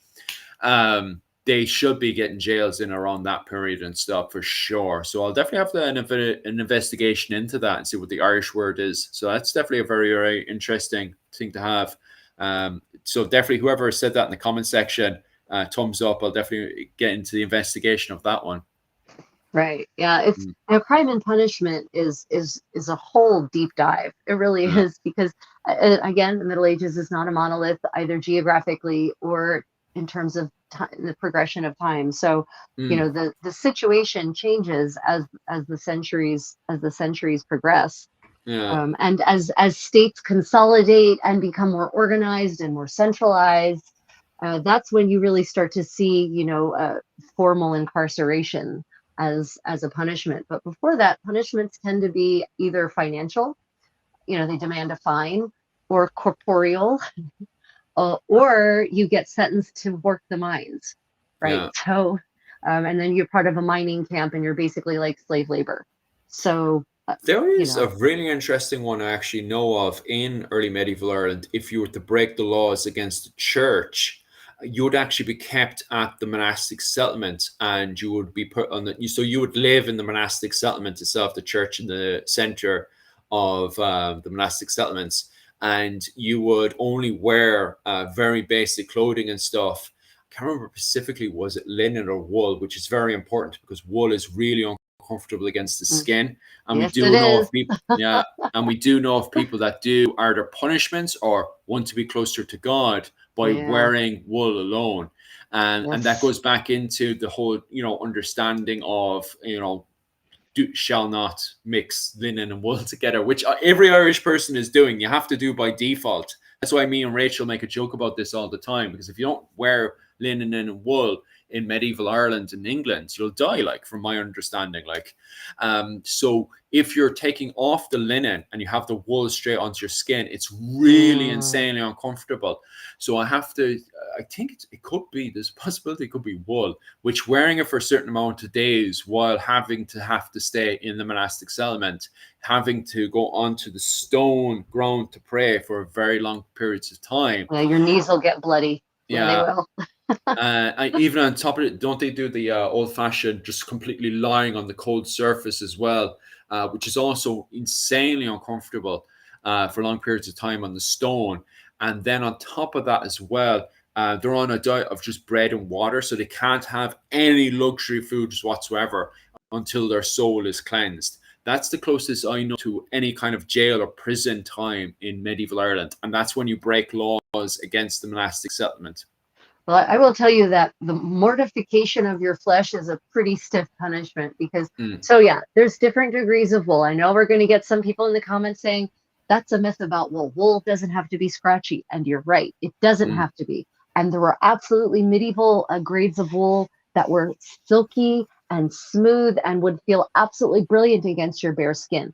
But this is a monastic community. They're not talking about that wool. They're talking about the wool that has all the little burrs still left on the wool fibers, and that is going to basically eat into your flesh over the days as you lay on it, and as it rubs on your skin, you're going to get sores. It's going to be bad. Yeah, and that's what they call the mortification of the flesh, because monks would actually wear hair shirts or shirts arrayed against their skin of various unpleasant fibers, so that it would literally cause their flesh to develop sores, and they would get infected, and they would just kind of live that way and live with that discomfort. So that's a pretty awful punishment. So you were saying that, because I'm also really really curious about all this as well, not just because of modern conversations to do with 20-year-olds online talking about those lines from the Old Testament, especially to do with not mixing your wool and linen together, Right. but also in the fact that when I did do my own research, well, not my own personal research, but when I've come across people highlighting the fact of, hey, look, I was wearing wool so I can be closer to God. One of the examples being Lawrence O'Toole, who was famous going between both France and Dublin. He would constantly highlight the fact that he was wearing wool and it was very uncomfortable against his skin. But you were saying there that you could, is that the same during the medieval period, that you could get wool that was comfortable against the skin? Oh yes, yeah. The finest wool we would now call doeskin, they called broadcloth. Okay. Broadcloth. If there's a famous painting, the Arnolfini wedding portrait, which is not a wedding portrait, it's a memorial to his dead wife. But anyway, she's wearing this beautiful green gown and he's standing next to her and they're holding hands and looking straight at you. Very famous portrait. Yeah. Her dress, if you actually look at it, it shines. The folds have a sheen to them, but it's wool. But it shines because the wool has been processed to a point where it's super smooth and silky. And it's like, I have the black wool dress I'm making now is a similar wool. And it is literally the satin of the wool world. I want to lay on it completely bare and just roll around like a cat because it feels so nice. But by the same token, you can not process the wool that way. And then then the thing that makes wool itchy, there's burrs. There are little burrs on the fibers, and that's what causes it to lock into itself and get tighter and tighter and tighter. If you don't process the wool to remove and smooth out those burrs, those little tiny burrs will, bite into your skin, and that's what makes it itch. And so over time, if it's pressed against your skin by, say, another garment over top of it, it will cause a rash, and that rash will just kind of get worse and worse with time. So it depends on the caliber of the wool and how processed it is. And even in the Middle Ages, they process the wool. There's like 30 stages to taking a sheep and turning it into fabric. There's 30 plus steps between that, depending on the caliber of your wool. So yeah, you can have super duper silky wool. You can also have wool that will make you regret every life choice. Yeah, but that makes me be even more acquisitive again. Like, so first off, that wool, obviously that was very expensive wool. The common man, so there's my answer straight away of why they're mixing their wool and linen together, breaking the Bible rules. How dare the some 20-year-olds right now watching us grit his teeth. So I will say that there aren't many examples of linen wool blends in the Middle Ages. There's lots of it's just they don't go really well together. It's not necessary. So technically speaking, they're not breaking the biblical rules by wearing linen first and then wool on top, because I thought that was breaking the rules. No, the rule is about mixing it in the same fiber.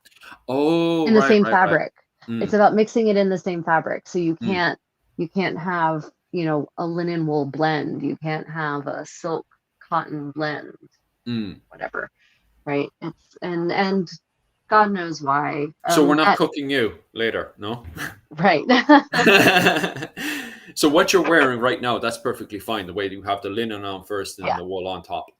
Okay. Yeah, it's got nothing to do with that. The reason the monks wore the wool right against their flesh is because it made them uncomfortable, and they thought that brought them closer to God, and that it was also, they were literally paying for their sins with every single breath.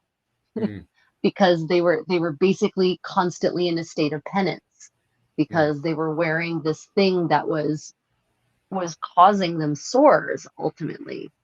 And it was viewed as a luxury to have a linen layer against your skin. And so for certain orders of monastic orders, that was viewed as antithetical to the idea of the order to live a very austere, ascetic life. Yeah. And so are we living in sin today, the way we mix up our clothing and stuff? Oh yes, God, yes. All of us Gentiles wandering around with mixed fiber cloth, all going to hell. Okay, so my plastic T-shirt now, that's me. I need to take this off now and put You back do. on my medieval clothing. But if for some, this is when I have to remind people: Are you Christian? Then no, because that's the Old Testament, and Jesus literally says, "I bring you the new covenant." Voila. I don't understand for God, for fear of bringing the wrong people into this live stream. I don't understand why Christians are so bound up in the old freaking Testament. Don't understand it. It's and how they cherry pick, because Yes, I've seen that as well. because it's like you can't do this thing, but I like pork and I like shrimp, so I'm gonna go ahead and eat those. Yeah. Get out of my house. Right.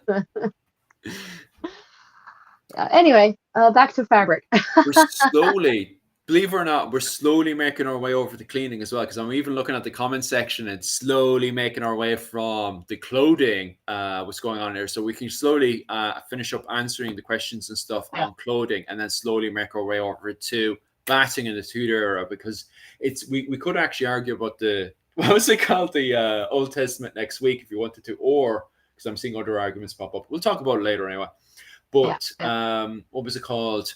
So we'll finish up the clothing questions. Any questions that's in the comment section that's popped up to do with clothing, and then we'll slowly make our way over to the new argument that was mad for the last 2 weeks, which is hygiene in the 16th century.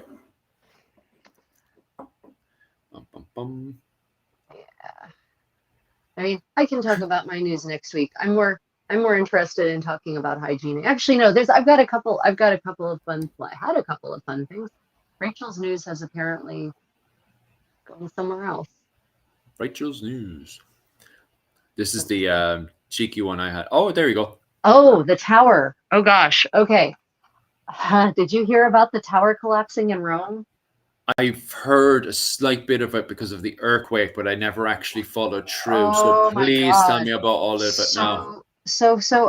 You know, I've been going to Rome on and off for years and years, and every time I walk down to the Forum, I walk by this tower, and I always look at the tower and think, oh my God, it's actually a piece of medieval architecture in Rome. It is very rare to find medieval architecture in Rome because it's either ancient or it's Renaissance and later, right? And lots of Baroque architecture. But the Torre dei Conti actually survived almost to today. It was a tower that was built in the 13th century as a sign of a reconciliation between the two powerful clans that were fighting over control of Rome, the Orsini and I forget the name of the other family, but obviously they're not as important as the Orsini because I remember the Orsini. Anyway, this thing used to be, it was like the towers that you see in San Gimignano in Bologna, those really tall towers. It used to be 60 meters tall. Yeah. It used to be crazy tall, but now it's only 30 meters tall. So it's half the height it used to be, and now it's even less because they were doing restoration works on it a couple of weeks ago. Yeah. And in the middle of restoration works, to shore it up, it collapsed partially on the people working inside of it. Jesus. Yeah, and unfortunately, you can go in. There's a video on YouTube. There's at least one. There was someone filming who they didn't know they were filming a tower about to collapse. They were just getting there, oh, look, here's this lovely tower. How cute. It's not Roman, whatever. And so they caught it in the process of collapsing. And unfortunately, a lot of workers were injured and one worker died. He didn't die immediately. He was trapped in there for 11 hours. And by the time they got to him, he was still alive, but he died in the hospital. Okay. Because they just couldn't get to him. He was just too buried. Yeah. So, this kind of shows the importance of taking care of these buildings now. Yeah. And not tomorrow. Yes.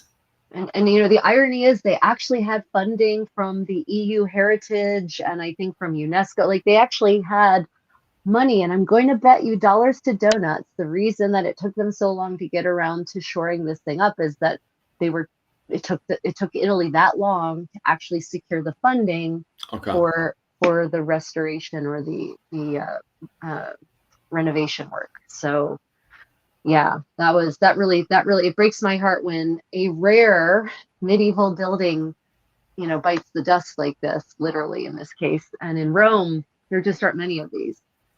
And no one pays attention to this. People, because it's right outside of the Forum and the Colosseum.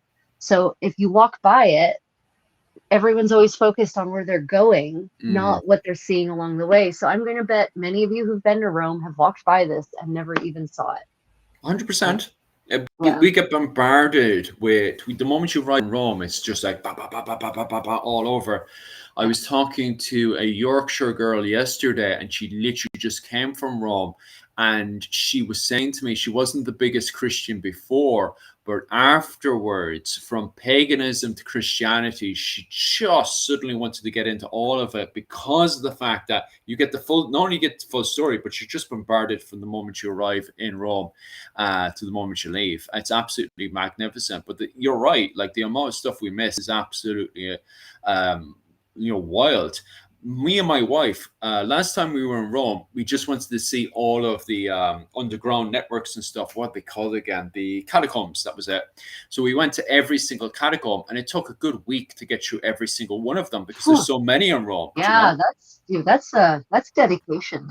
Yeah, and we didn't. What was funny as well is we didn't even get to all the hidden ones. So there's actually a good few ones that are not for casual tours. They're only for special occasions and for special guests. So you want, like, I got really, really lucky. I actually got to see the catacomb of Saint Peter, which, whoa, that one is absolutely mind blowing. But that's not open to the public.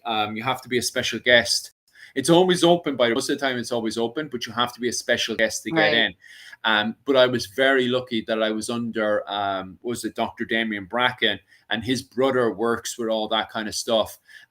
So we were able to get into the catacombs of St. Peter's Basilica.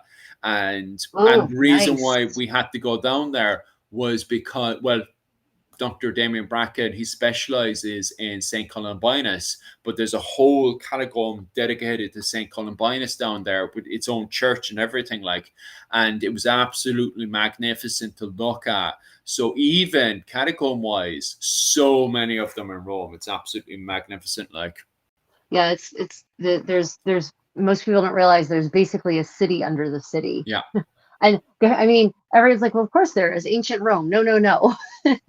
Beneath that, there's a city under the city. Yeah, quite literally, like, with literal buildings and everything. Like, it's absolutely magnificent. It is creepy. Did you think it was creepy? I think it's super creepy down there. You get that slight feel, but because I was like, my nerd inside of me was just like, oh my God, this is amazing. I wasn't too much creeped out compared to when I'm in Ireland. And especially Scotland. Scotland is so. Have you gone to the catacombs in Scotland? Yes. That one's creepy. One's creepy. Yeah. Especially with the stories that happen down there with the grave robbers and stuff. Yeah, that one gives me the proper heebie-jeebies. The resurrection men. Yeah. Yeah. So we've got some comments or questions. Have they determined if there is now enough structure to restore it, or is it so unstable it's now a complete loss? I have not seen any more news about it, and I just double checked to make sure. So apparently they haven't published any further reports on it. But Jim actually said that he was working on that site, although not when it happened. So, Jim, have you heard anything about whether they shall be able to restore what's left, or if it's just basically a loss and they're just going to leave it as a ruin? I mean, I think people underestimate. Jim also said he's been on sites and knows of 5 people who died on projects he's worked on. Restoration sites, construction sites are dangerous. They're if you're restoring an ancient building or a medieval building, there is definitely going to be a level of risk to it. It goes with the territory. Now that risk can be mitigated, it can be minimized, and I'm assuming that there's going to be an investigation that is going to ascertain whether that was in fact the case. Yeah. Hopefully we'll get down to the what's going on and hopefully try to fix what we can, because Jesus, isn't that just another loss Right. to the history we're already losing by a mile, especially all the other mad stuff that's going on recently politically. Yeah. And in Rome specifically, it's always about the Renaissance and the Baroque or ancient Rome. It's like Mm, there's this 1,000-year gap that no one cares about in Rome. yeah. And so here we have one of the few examples of medieval civic architecture Mm, in Rome, because anything that is medieval tends to be a church, but this is civic architecture. It's secular. It is not. It is not. It is not sacred. And now it's dust partially. It didn't collapse entirely. It was a partial collapse, but still, mm. yeah, Depressing nonetheless. yeah, it is. It makes me really sad. Mm. Let me see. Oh, I see. Jim, he didn't work on that particular job. He did a lot of restoration. Got it. Yeah. I Got was it. imagining that. Yeah. Jim, you've done a lot of traveling as well, though. What else is there? Yeah, tell me, Oh, chat. Where in Rome have you guys been to, and what's your favorite place in Rome? While we slowly go through all this stuff, definitely tell me that one, because I always find talking about Rome is absolutely amazing, absolutely Rome. fascinating. It is. It is. It's a cliche, and Mm, yet it's a cliche for a reason. yeah, I always, as my other gig is travel, right? And travel vlogging. And I always tell people when they ask me where they should go, if you're going there for the first time, I really do recommend, for the most part, that you see the cliche historic sites, yeah. because they're a cliche for a good reason, Although right? I Like, can't say anything, because the moment I arrived the first time around, I still haven't. Okay, this is going to hurt your feelings now. I still haven't probably not. even been to the the Colosseum. I still haven't been to the Colosseum because the Actually, fact. that's good, because they've done more restoration work on it. So if you go now, you'll get to see much more of it. Oh, nice. No, the reason for that is because every single time I've gone to Rome, I've always gone to Rome for a reason. And I've always been a guest to A, B, and C. So I've never gone to Rome because I woke up one day and went, I want to just casually go to Rome. Every single time without fail, since I finished up with the military, I was always invited to Rome by somebody. And then it was always for a reason. Like I'd spend that week because Mhm. I wanted to build up kind of the feel of that era. And because Rome feeds you that era, you can literally spend a full week just in that era alone. It's um yeah, it's true. yeah It, like people think that Rome wouldn't have any Irish medieval history. There's so much Irish medieval history, it's wild. What was it called? Donica O'Brien is buried in Rome, so is Hugh O'Neill. Hugh O'Neill's buried in Rome as well. And then you have all the other extra history of people coming, various Irish kings coming to Rome as well. So you can literally spend the week just doing Irish history alone in an era as well. So it's not even like you can be completely pinned down when it comes down to Rome. So well, no, I've never had time to go and see the Colosseum. people forget that in the medieval world in Western Europe, basically for most of the medieval period, most everyone was Catholic. Everyone Yeah. was part of the church, and the Irish were definitely part of the church. And the Irish frequently made pilgrimages to Rome, because Rome was Mm, a major pilgrimage site. yeah. And the connections between the papal court and Ireland were pretty heavy, Yeah. and that continued well into the what we would call the modern era. So yeah, it doesn't surprise me when you tell me there are Irish noblemen buried in Rome. Duh. Mm. And and kings. and kings, and of course also, there's all the clergy, Mm. right, who Yeah. are pulling from all over Europe, which means they're going to be Irish clergy who will work their way up the ranks and invariably end up also going to Rome, Yeah. right? It's So that doesn't surprise me, but I'm confident that it surprises a lot of people. It Absolutely. does, doesn't it? Like anytime I bring it up or talk about specifically, what was it called? One of the Irish kings are buried in the walls. Just actually, funny enough, again, next to, I always butcher the pronunciation of it. What was it? Anyway, I won't say it right now.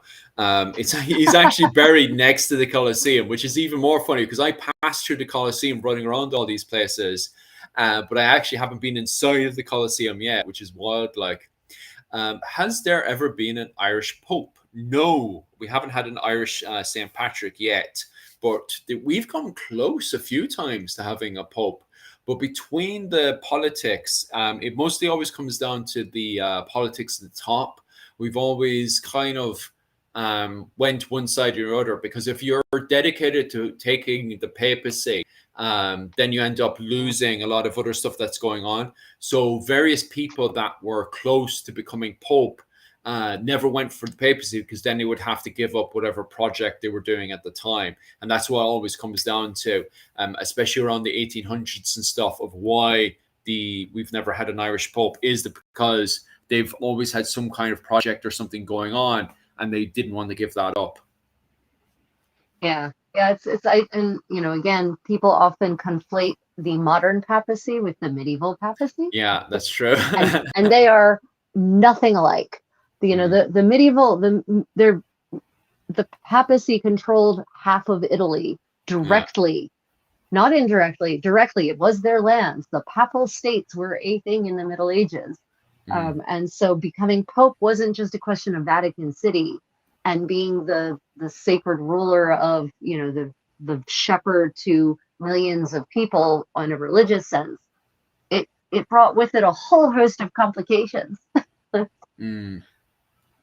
That's another argument that's very popular recently, is the interpretation of what is a pope in the 11th century, because the fact that people are pushing for unification of the Orthodox Church. Right, just to heal the schism. Yeah. But yet a lot of people are arguing and debating online, once again, bringing in the early 20-year-olds, of what was it called, the unification of the church, and how people are pointing out, especially theologians, why they can never be a reunification. And that's the actions that were taken in the 11th century, which isn't my field of expertise, but I'd love any excuse to just sit down and do more reading on the topic and have a conversation on it for sure. The Great Schism is also a bottomless pit that we could explore for hours. Never mind arguing. Yeah. Okay, so this is pretty fun in news. So this is cultural news, medieval cultural news. So scholars have identified one of the earliest pieces of musical notation in Europe. And so if you look at this actually pretty clear bit of handwriting here, this is a manuscript dating to the 9th century. And it is a missal. So it's actually the words for the mass that the monks and the priests would actually sing mass. And if you look, there's some little scribbles kind of in between the two lines. But if you look closely, those scribbles are musical notation. And it's right. So the word that it's above is Alleluia, actually. And if you look, you can see something that looks like a rest, and it looks like a half note, and then a dot, and then an inverted half note, and then another rest. Right. So this is the earliest musical notation we have in Europe, dates to the 9th century, and this is a new piece they've just discovered, and there aren't many that have survived.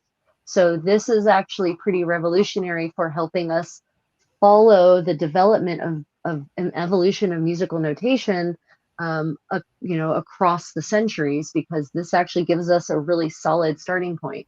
And for years, apparently, people who looked at this 9th century manuscript just kind of dismissed it as accidental scribbles.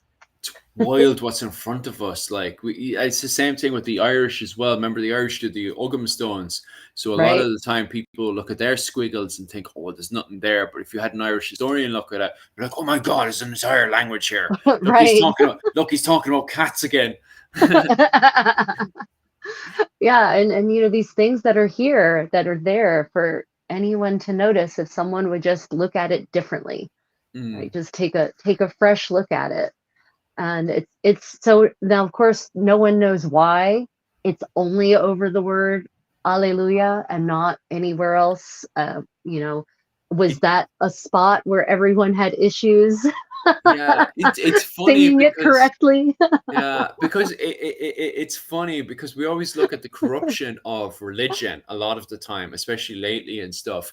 But Yuki was saying it today, like the reason why Yuki, my wife, is always drawn to religion is the beauty that the common people bring. And you can see it there. You can see someone's putting together their manuscript. And because these people just, this person is clearly just breathing artistic flow out of them. Even when they're doing the manuscript, they just go hallelujah in the what was it called? In the original art for, what was it? The, oh my God, what's it called? Lyrics, isn't it? Yeah. Is absolutely, it shows how artistic they were in the inside, you know, for their love and passion for God and being able to express that love in the day-to-day world. You see the same thing in Buddhism, where people are trying to express their deep love of the Enlightenment. And it's the same thing with Hinduism. You know, it's so funny because when it comes down to trying to express these feelings, religion, once again, it goes back to what we were just saying there. When we think religion, we think corruption. When we forget why religion is so beautiful to start with, and you have so many of these artists that come on and they have these feelings that they truly want to express, and you see the peak of these expressions through, you know, this is my purpose in life, and then suddenly, whoa, you know, they're just expressing it like there's no tomorrow. And it's wild for me seeing this little glimpse of hallelujah, and this person felt that they needed to express it there and then, you know, their love for God.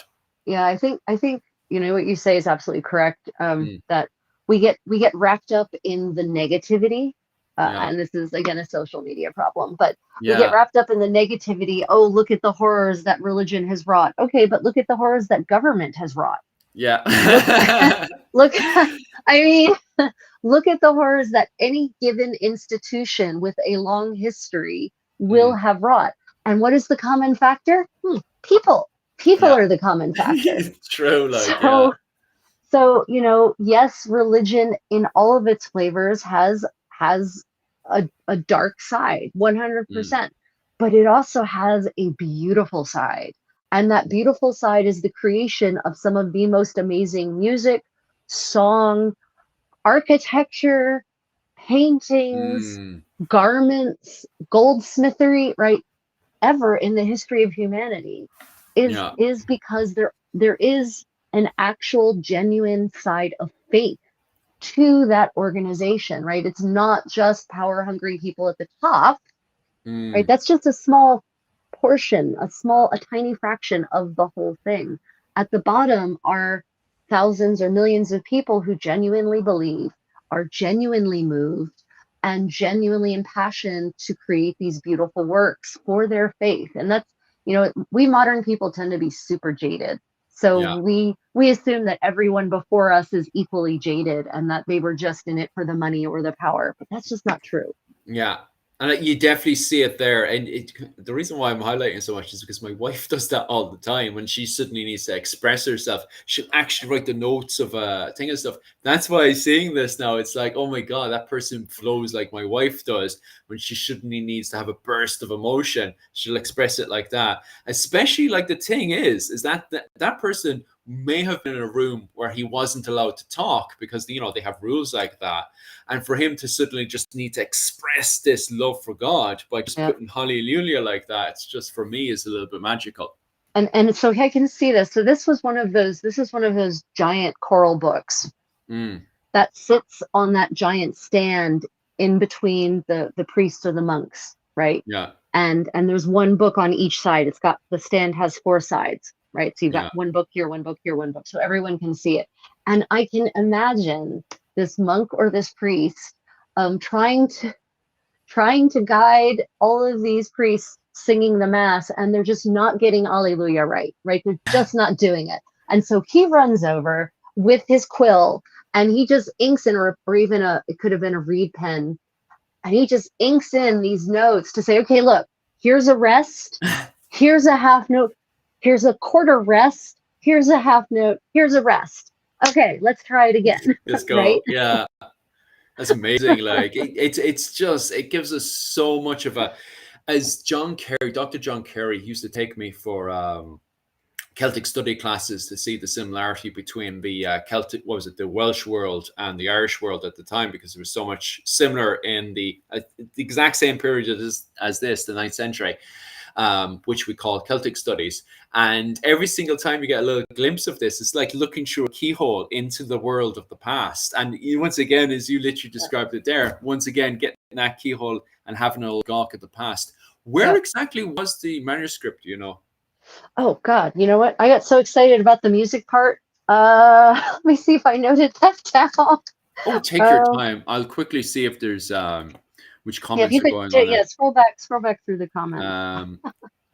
Okay, Hippo Confession writes, beautiful form of art. Most people are just expressing the exact same love for religion as well, which it is very, very true. We do very much forget about that, because especially on the news and the media, it gets very political very fast, saying, you know, so and so of the church is doing A, B, and C, or Buddhism, or, you know, so on and so forth. So you do forget that religion is an expression of our love for the greater understanding of the universe around us.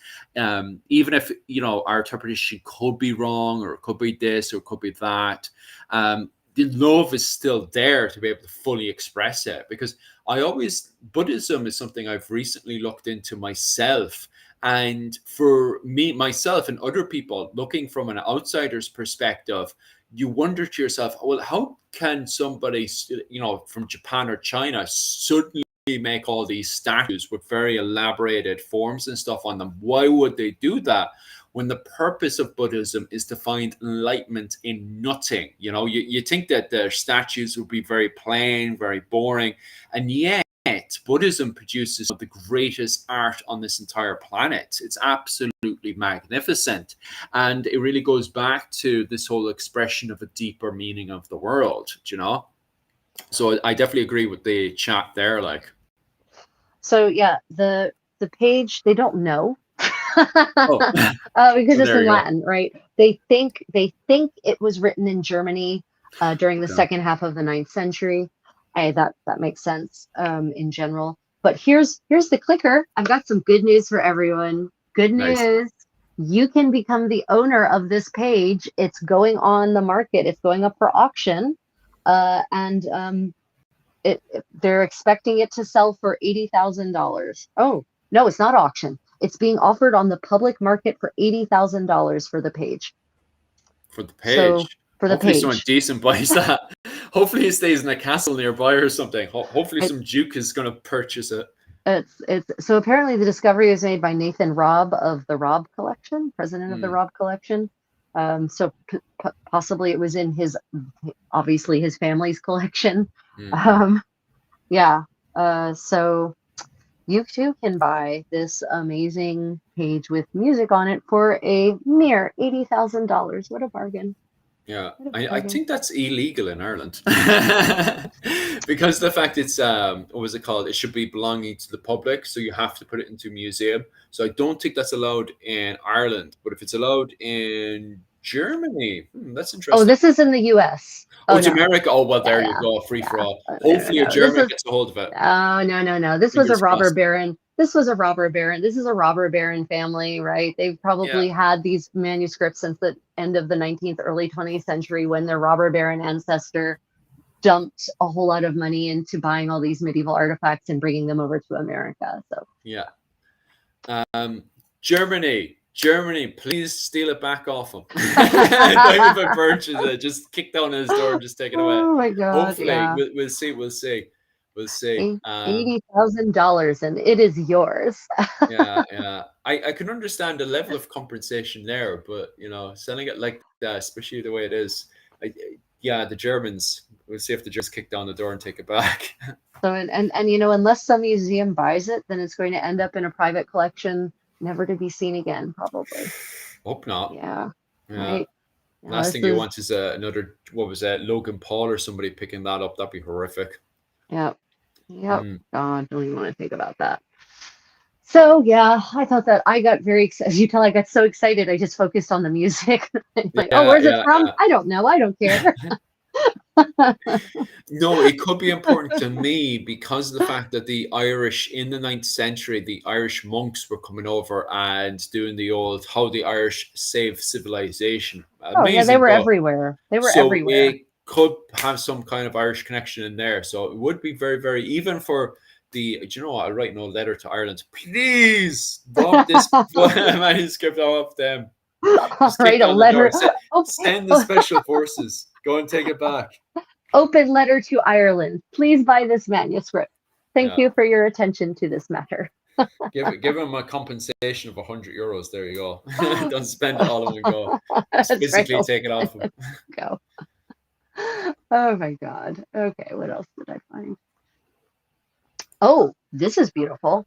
An 800-year-old bishop's ring. Oh. Yeah. And so this was found in the mud in England, as one does, as one finds such items, and in this perfectly preserved state like you see it, except for being muddy. Wild. A mudlarker found it. Mudlarker? I didn't even know mudlarkers existed. Larker, not lurker, larker. These are the people who go out with their metal detecting devices and literally kind of go through the mud looking for medieval treasures. And this individual found an amazing medieval treasure. Look at this beautiful ring. Absolutely it is magnificent. Stunning. And they think it's 12th century. So she's old. Now, how she ended up in the mud, there's a story there that I would really love to know. Because I know, right? this isn't just any ring. This is a bishop's ring. So it's of the type that in the 12th century was associated with the office of the bishopric. So this was a bishop's ring of office, right? I wish I had this for my ring video, but I just found this just came out, so it didn't get included in my ring video. So that it ended up in the mud is pretty interesting. There's something hinky. 12th century in England is pretty rough in some ways. So even the bishops is quite rough. And then you have bishops who fight in the battlefield as well with their clubs. You've got the warrior bishops, right? Yeah. So you've got the Civil War in the 12th century in England. Maud and Stephen, and then you've got all of the fun shenanigans of the Plantagenets, right? They're doing their shit with Henry II and all of his children, and his civil wars there as well. Right, exactly. More Civil War. And you've got the warrior bishops, and so God knows how it ended up in the mud. And yet here it is. The lucky mudlarker is going to get to keep it and sell it, and it's going on the market. And the auctioneers predict 19,000 to 23,000 pounds for this ring. Another one that should be in the museum. Yeah, completely right. Against the law in Ireland. Yep. Oh yeah. So the stones are sapphires, emeralds, and garnets. Sapphire singular. It's a sapphire cabochon, and then you've got the 2 emeralds and then the 2 garnets. And that specific shape, that cross, right? You can see the cruciform, right? That is a official shape of the office of the bishopric in 12th and 13th century England. So somebody hit the nail on the head there with that one. Wait, 12th century, is that when Thomas Becket was murdered? Yes, he was. It is, but this is nowhere near his death site. Oh, so that was him dragged around the place. Right, yeah. But yeah, so 12th century, it's a rough time in England. Yeah. It was definitely a time to be alive, especially with Henry II and his greediness. Oh my God! Do what I say. Yeah, he loved the bishops as well, didn't he? Oh, he did. He just loved the church's control. Loved it. Loved it so much. Oh, yeah. So I thought that was a nice little happy story about a beautiful ring that's going to vanish into a private collection. So enjoy it while you can, everyone. Brilliant stuff. Warrior bishop, I bet that was a man to be reckoned with. Yes, if you look at the tapestry of the Normans, which is either in the north of France, I can't remember the specific name of it. Rachel probably does. Bayeux tapestry. That's the one. Bayeux tapestry. That on that you can see a man that has a club. That man is a bishop. So anytime you're looking at anything like that and you can see somebody with a club or anything that's blunt, it's a bishop, because bishops can't kill, but they can wound and stuff instead. So you'll see them with clubs and stuff instead. So the warrior bishops in Germany definitely use swords. Oh, were they? Oh yeah. Go on, elaborate with that one. Oh yeah, there were a lot of warrior bishops in Germany. Yeah, Mm. they didn't use clubs. Yeah, because of its connections. You see, this is something I still need to go down the rabbit hole of, is the justification of the Holy Roman Empire. It was neither holy nor Roman nor empire.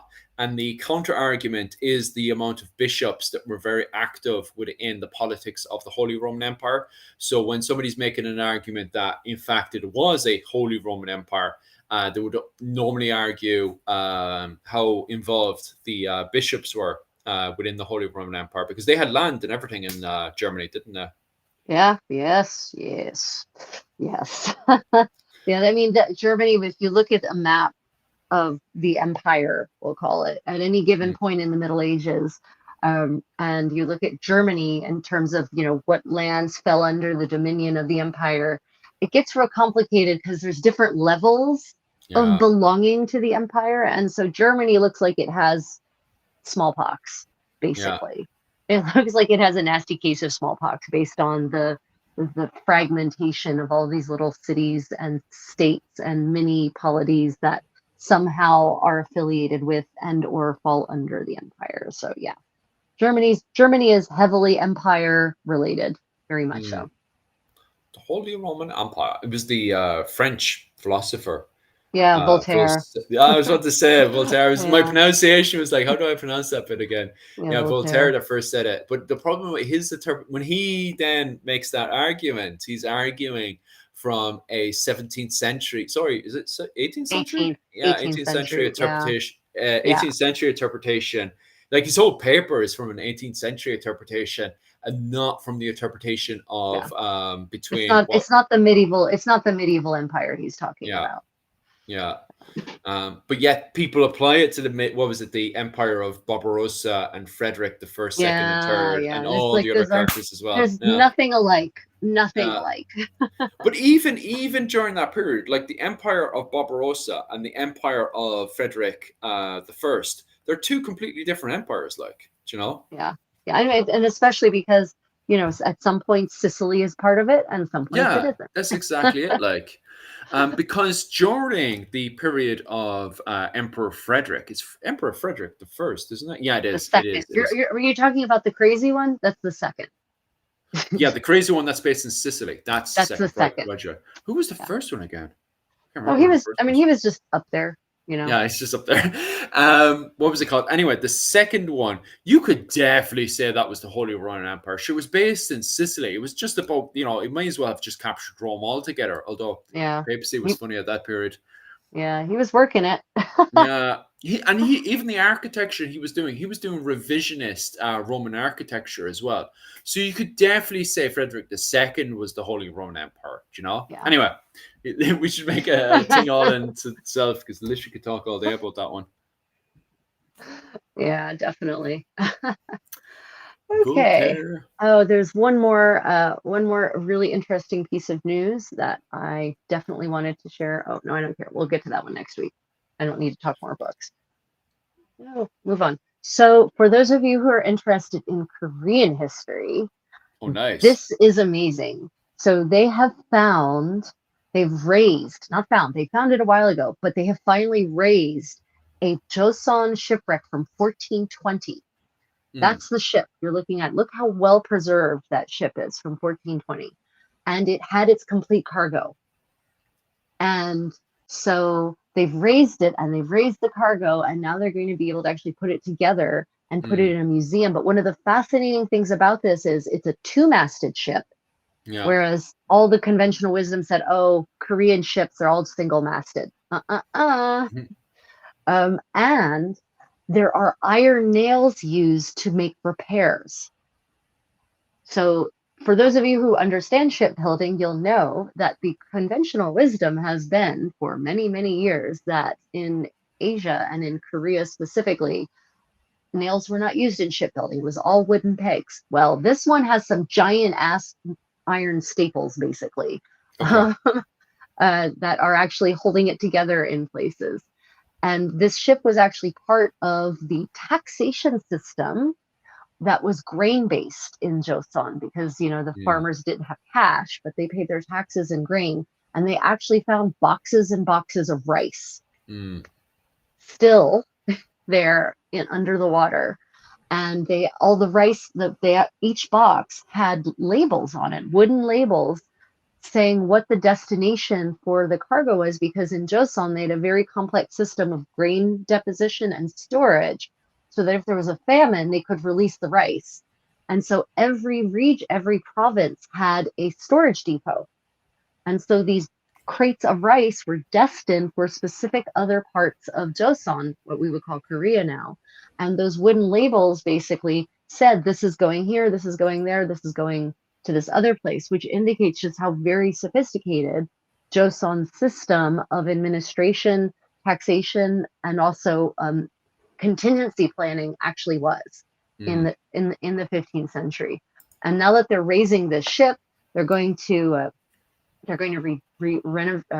restore it and put it back together and put it on display. And they found all this pottery that's perfectly preserved. So it's a very exciting find for medieval Korean history. And I just want to remind people that Asia exists in the Middle Ages. And it's in the golden age for most of the time. Because even myself, like, I'm so ignorant to a lot of Asian history, because it's only recently that I started reading up on the Empire of Cambodia. And like they didn't just have a city, they had what modern historians refer to as an ultra city. What is an ultra city? An ultra city is a city that exists in the medieval era that is up to the standard of our cities today, which is, Cambodia, it's, I think it's Accra or something. You'll probably correct me on that one. Regardless, their ultra city. Oh, Angkor Wat. You're talking about Angkor Wat. That's the one. That's the one. Yeah. That one was bigger than both London and Los Angeles. Yeah, and Angkor Wat was crazy huge. And they can see it. What's left is only a tiny fraction of what was actually originally there. Yeah, I was about to say that, because we still don't know how big it actually was. Yeah. Our understanding right now is that it was bigger than modern day Los Angeles and London.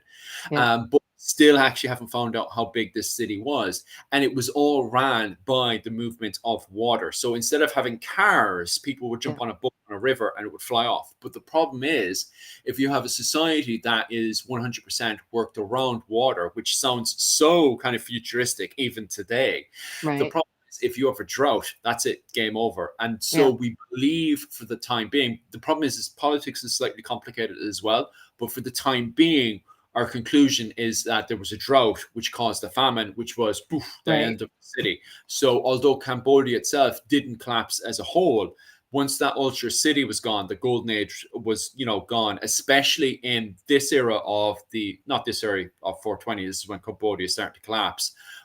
And it's the Ming dynasty now that's dominant, isn't it? The Ming dynasty pulling those levers. Yeah.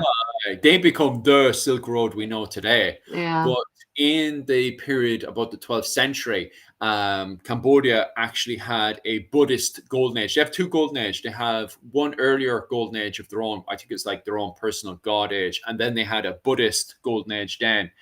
And, it could be the Hindu. Hindu. I'm pretty certain it's Hindu. Yeah. And it's bang on. So it's a Hindu golden age first, and then they have a Buddhist golden age afterwards. And they're both absolutely magnificent. And then they have the droughts that kick in allegedly, which brings an end to this ultra city, which is absolutely depressing. But when we think of the medieval era, we never talk or cover any of this stuff because we're so fixed on England and everything that's around. Yeah, right. England. Yeah, it's all about the Tudors. It's all about the Tudors, the Plantagenets and the Tudors. Yeah. The Ming what? Yeah, right. The Ming what? Joseon? Korea? Yeah.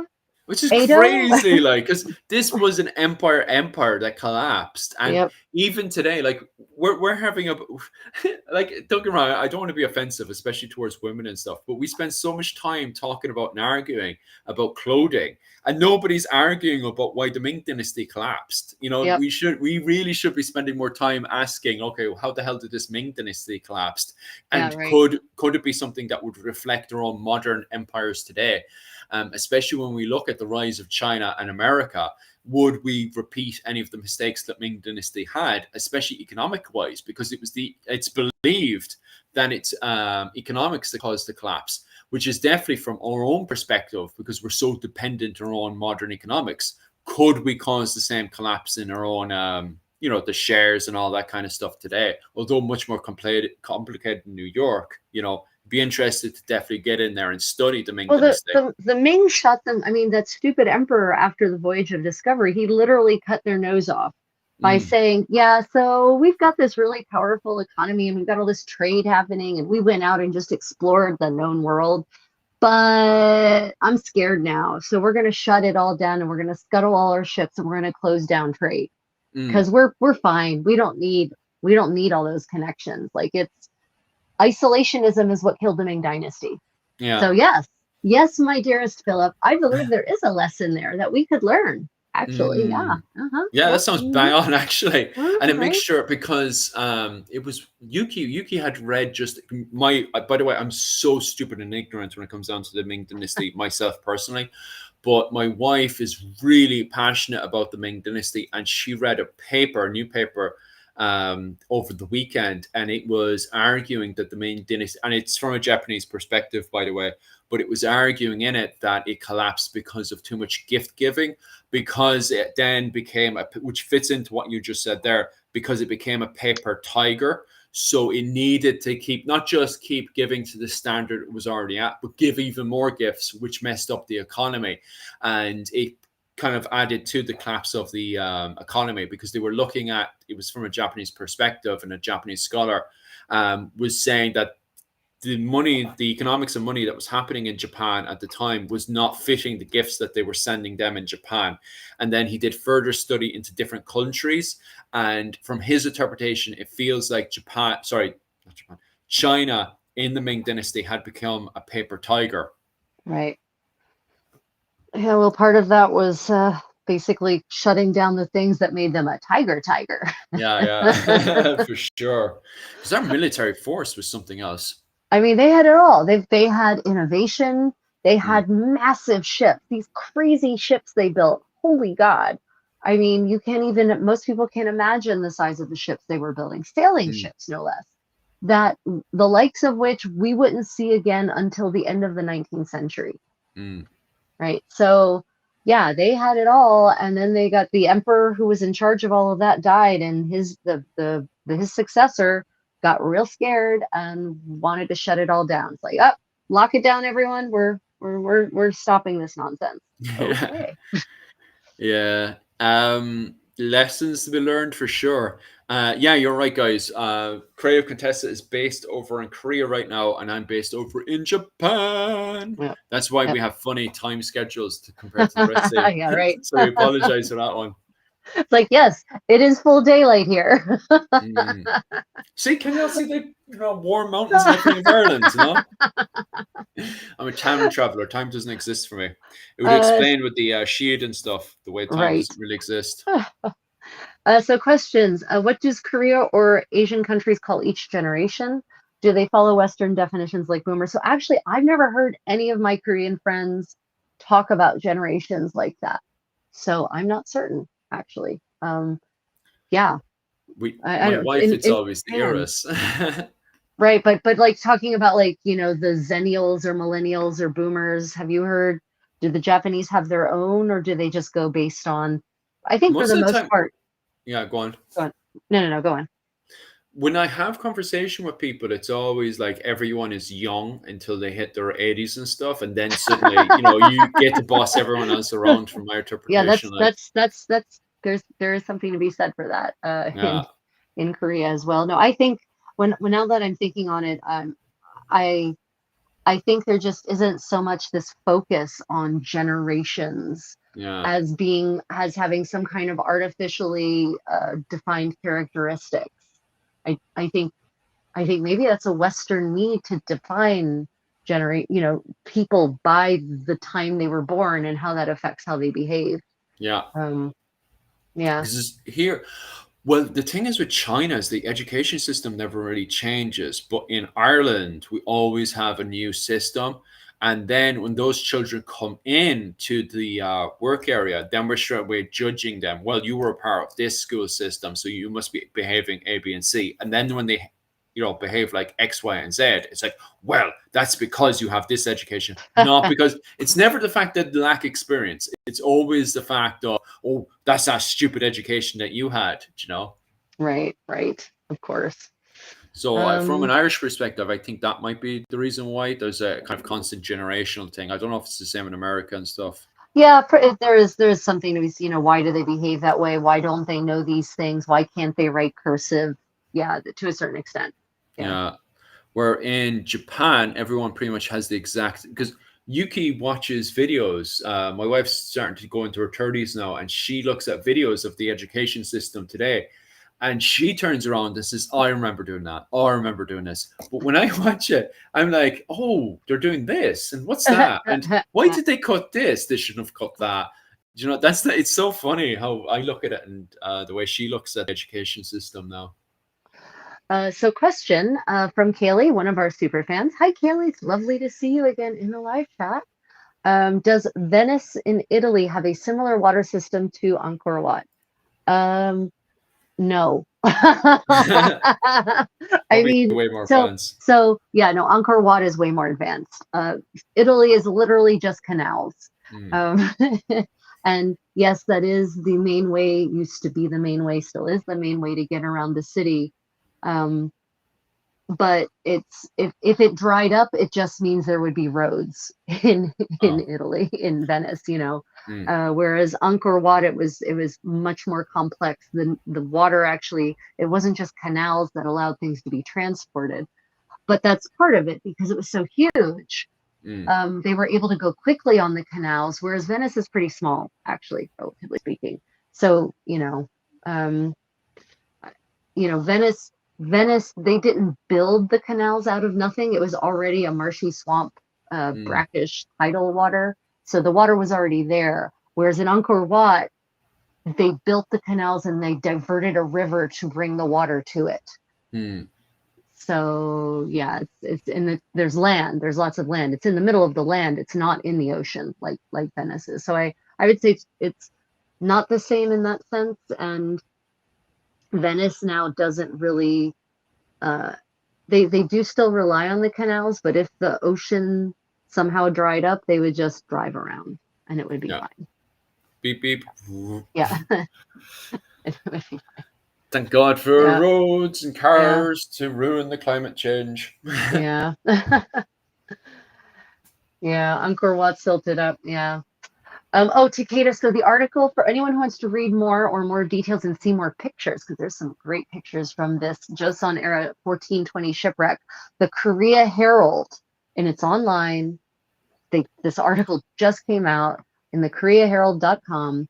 You can check out the full article. It's definitely worth a read. Can highly recommend. And it's much better than the article that's in Archaeology Today, because Archaeology Today, whichever it was, has a snippet, whereas the Korea Herald, being a Korean newspaper, is very proud of its culture and history, has a full article on it. So nice. Korea Herald, yep. Yeah, so Angkor Wat, Kelly says, I had no idea they weren't that big. Yeah, Venice is not that big. It really isn't. It's not, I'm not saying it's like a village, but it's not that big. You can walk from one end of Venice to the other in a very reasonable amount of time. Angkor Wat, you could not walk in a reasonable amount of time in its original size. Yeah, which makes it even more astounding that they had the rivers running through it the way it was, so people could jump on a boat and they were flying off just from their house. Like, it's just like I am very ignorant when it comes down to Cambodia, but from what I have read, every single thing around that era of the 13th and 14th century and even younger before it is absolutely magnificent. Like, it literally, like, even the look at it and everything, it's like something out of our future, never mind the future of the medieval era. Like, it's pretty amazing. And it was all gilt, right? Like the whole it's like it was all covered in gold. Right now it's just bare stone, but you have to imagine it was covered in gold. And the center wasn't the emperor declaring himself a god at one point, and it's very difficult. It's very difficult to like, at least in Europe, when somebody declares that they're a god, you're like, that's great, we'll give you a big shake. But in Cambodia, if he turned around and said he was a god, you'd look at the big, massive golden statue and went, "Yeah, you're a god, all right. Won't argue against that." You know, that's a bit physical presence. Right? Yeah. Yeah. Kaylee says, "What's the best place to start when looking into Korean history?" Oh God. So recently, happily, there have been books published in English. For a long time, most books on Korean history were either in horrible English, boring, stultifying stuff to die of boredom by, or it was in Korean. But there now are books out there. Kaylee, I will try. I'll go to my library, my personal, my library, and check up the books, and I'll do a community post on my YouTube channel. I'll do a community post with some recommended reading. Okay. Yep. Okay. So now we get to the topic of, if it goes to the right one, it can be picky. We're gonna get there. We're gonna get there. Here we are. Here we are. Yeah, all these arguments and stuff that we're having this week over bashing in the 16th century.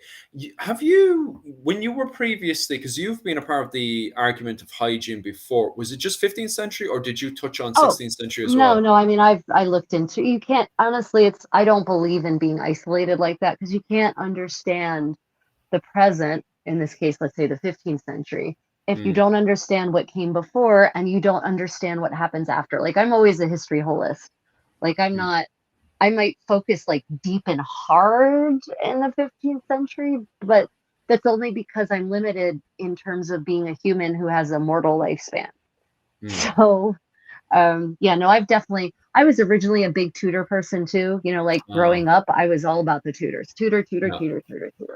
Right. So I know a lot about the Tudors. But then I found out that actually the Reformation depresses the hell out of me. So, so I was like, there's got to be a better era.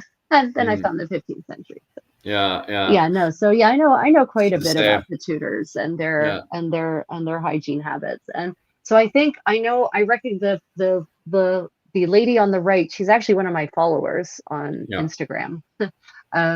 I think she had one of the ones where she talked about how dirty people were, right? Like, wasn't she one of the people saying that, you know, medieval people were dirty? And I feel like, is that why you included her picture? Yeah, I seen her in the sphere of arguments and stuff that was going on, so I just kind of slapped it. And what was her argument? Do you remember? I apologize, everyone. My thing was just to slap on photos of the argument and debate, and it just came out like a mess like this, to be honest with you. But anyway, regardless, the one on the right was a part of the bigger, larger arguments of various hygienes and stuff that was going on at the time during the 16th century. And where else was it going? Oh yeah, and this one here, what she did was just strip it down to the very basics. She openly admits in the start of the video that like she did not purposely wake up that morning and went, okay, I'm going to be a part of the 16th century argument. What she did was that she typed in to find out what the algorithm was looking for these days. She said she typed in Tudor is something, waiting for to see what the algorithm would fit in, and it was to do with the bashing and the fighting and arguing that's going on in the 16th century. So if you're looking for a good starting video, I definitely would recommend this video here on the left, which is Tudor bashing, where she literally just gives over the very basics of the argument of hygiene during the 16th century. But ultimately, no matter which way you go about this argument and debate, and by the way, this has been a debate that's been going on for years, it's just become a hot topic in the last 2 weeks or so. And that is, did people wash themselves in the 16th century? And it does get interesting because, as Rachel said straight away when we were talking about this yesterday, is the fact that you do have the outbreak of syphilis. So in the 15th century, you can argue that hygiene was quite high in Europe at the time. When it comes into the 16th century and you have the sudden boom of syphilis and various other diseases, what gets blamed is the bathhouses. Yeah, the stews. Yes, Susan commented long time ago, almost 2 hours ago at this point, probably 2 hours ago at this point.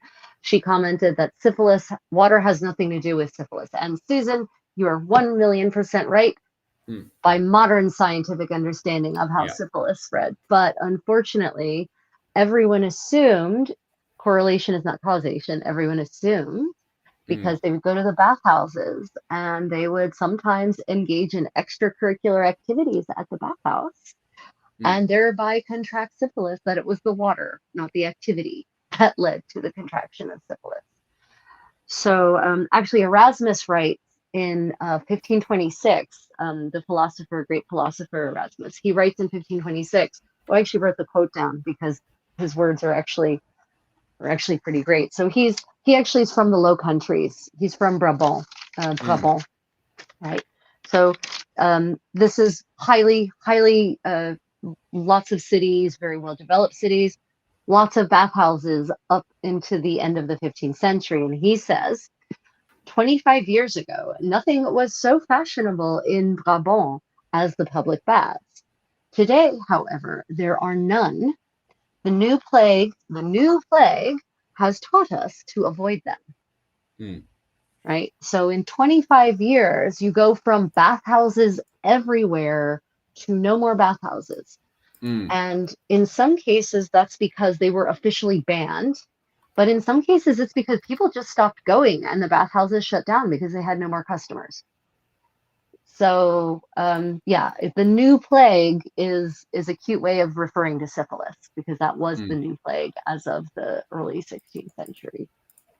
And it is funny because it was the poor Native Americans got the blunt of the blame for a very, very long time as well, wasn't it? People were blaming Native Americans for bringing it. And yet, if you look at skeletons in England in the 12th century, we can actually, if you look at the skulls, you can see syphilis in the skull.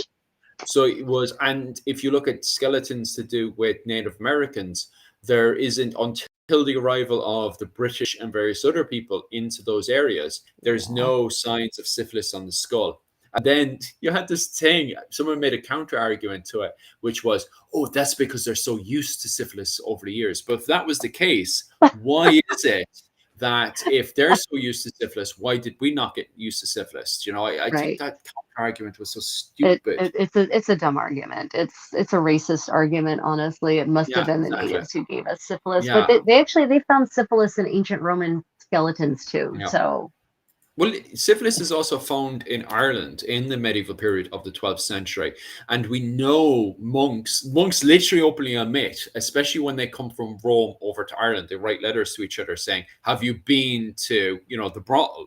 Isn't so a laugh? So they openly talk about the women, which ones were good, which ones are bad, which ones to purchase and stuff. And they openly talk about, and these are monks that have taken a vow of chastity, not to be jumping around and running around. And yet they're openly talking about going to these brothel houses. I can't remember specifically what they were calling it, but they were going in there and they were reviewing and talking about the women, and you look into the archaeological evidence in Ireland in the 12th century to do with the clergy and stuff. And once again, you can see signs of syphilis on the bones. So there you go. And the thing is, Ireland as a whole is a very knit tight community. So if they're going to turn around and make the argument that Native Americans are going to get it because of their behavior, then why don't the Irish and the Scottish, because of their clan system and how close they are, like even their batting techniques, the way they bat together, which is the sweat houses where they put themselves into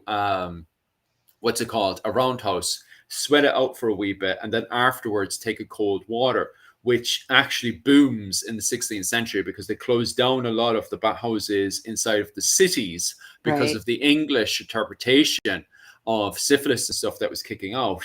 So what a lot of the nobles are doing, the Irish nobles were doing instead, was they were just going out into the countryside because they owned land in the countryside, and they would just go to their sweat houses in the countryside, which was ran by the Gaelic, the native Irish. Right. Yeah.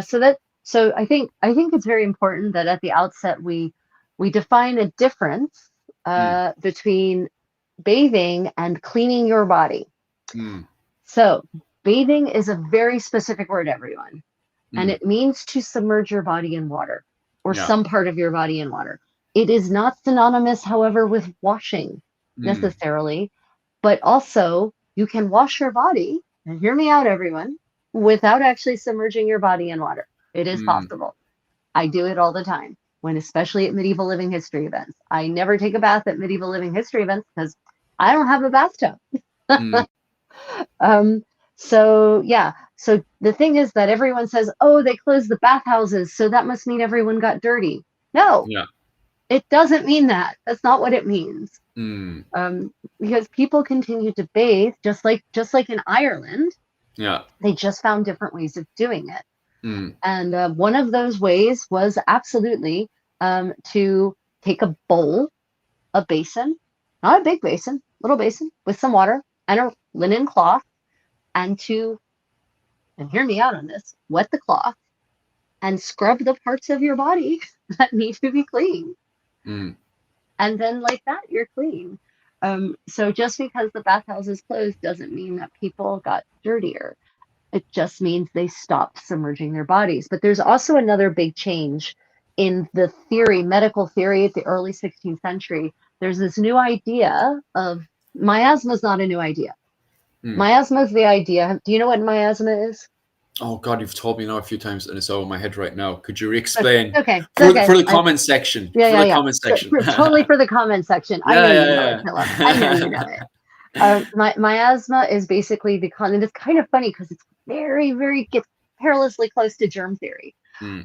Miasma is the idea that foul smells floating on the air convey disease. Yeah, that's it. That's a miasma.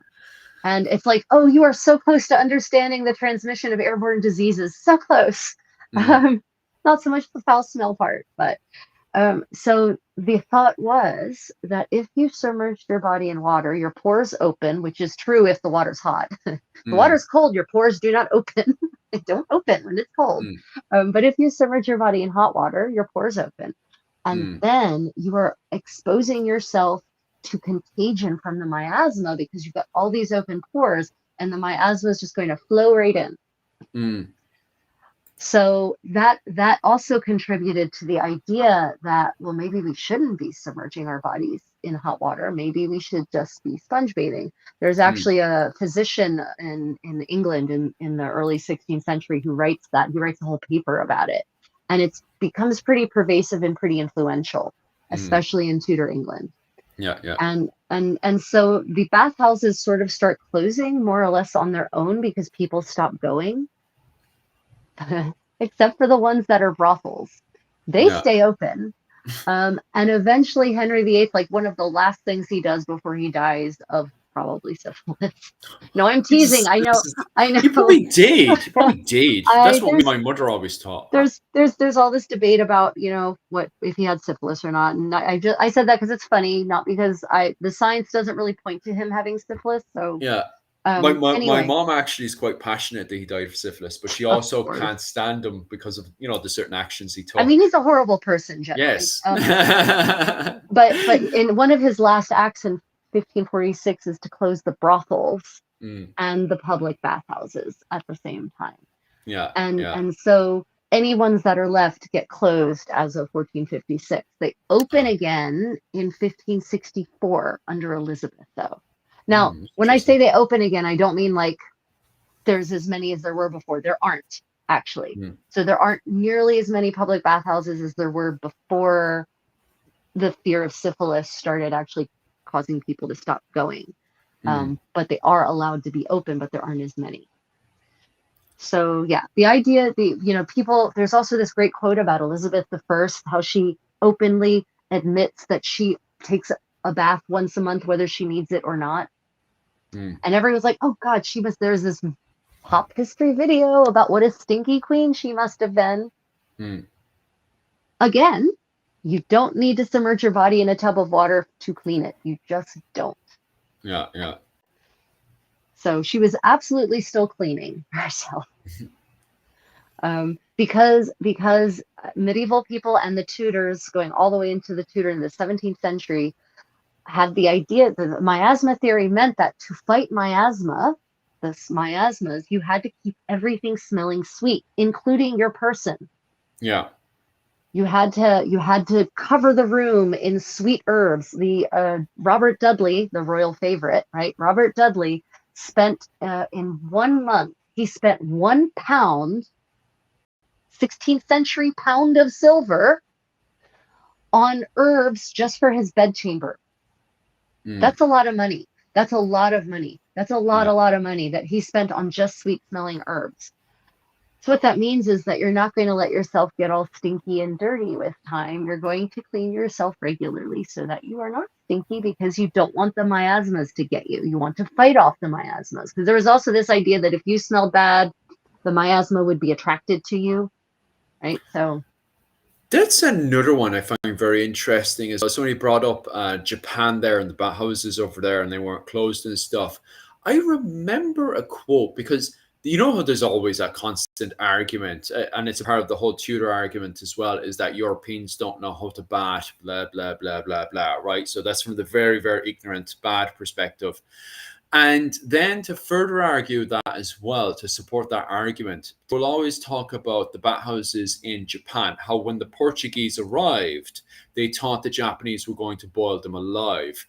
Have you heard of that one before?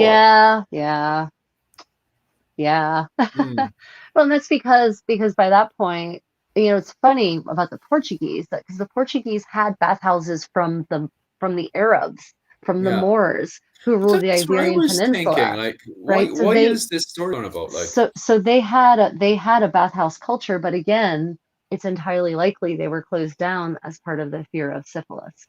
Because it took, and I think my I haven't actually looked into this lately, but my kind of casual theory about why suddenly syphilis becomes a plague level, a pandemic level problem, is because there's a new strain, right? The strain that had been in Europe anyway for centuries and occasionally infected someone who is vulnerable, it morphed, it evolved, it achieved next level status, and suddenly we didn't have a resistance to it anymore. That's my theory on it. That happens all the time, right?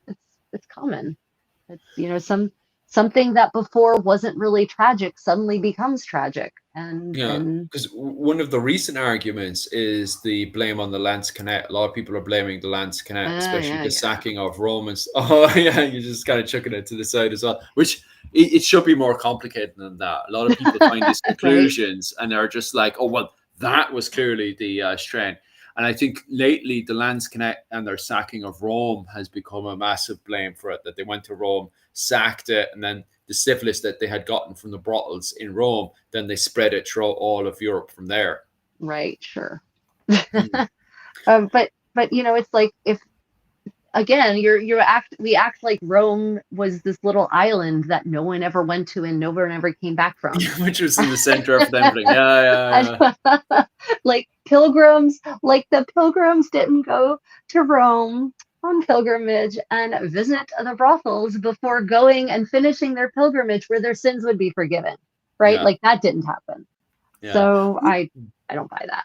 Somebody actually made that point. I think it was Dan Snow was actually saying that on, was it medieval pod, what was it? The English medieval podcast, what's that called? Gone Medieval, that's the one. He was on Gone Medieval, and he was actually pointing out that for a lot of these pilgrimages, especially going over to Jerusalem and stuff, they'd spend, a small period of time in church and stuff. But other than that, a lot of them treat it as a holiday. Like that's what it was for them, was a holiday. Absolutely. 100%. And exploring around the place, buying relics and all that stuff. That was their holiday before running. From our modern interpretation, it could be seen as a holiday. I know there's still differences there, but you're right. Like some of them, especially at the letters I was saying there about reviewing the women inside the brothels and stuff, it's very holiday perspective. Yeah. Yep. It's. I know people once asked me. They said, "Is there a medieval idea of vacation?" I said, "Well, yes and no." Yeah. Right? It's not. They didn't look at it initially the way we would. Like, okay, I'm going to go take some time off now. They didn't view it that way.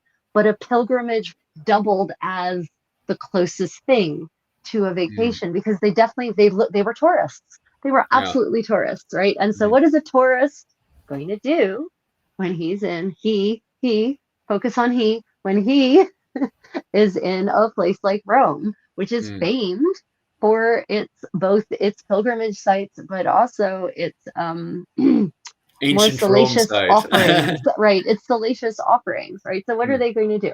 So don't tell me that millions of pilgrims across the the entirety of the Middle Ages didn't go to the brothels and bring home whatever it is they found there. Yeah. I'm sorry, I don't buy that it's the Landsknecht who did that. That implies that Rome was somehow walled up and completely isolated for centuries. I don't think so. Yeah, that makes perfect sense from a much more educated perspective, rather than somebody who's looking for a quick conclusion. Right. Sometimes, yeah, right. It's never, it's almost, there are almost never easy answers to this kind of thing. But from a pathology perspective, a virology perspective, or bacteriology perspective, syphilis is a bacteria, right? Sorry, whatever it is. From a pathology perspective, it just makes more sense to me that the strain of the pathogen that had been there for centuries just evolved.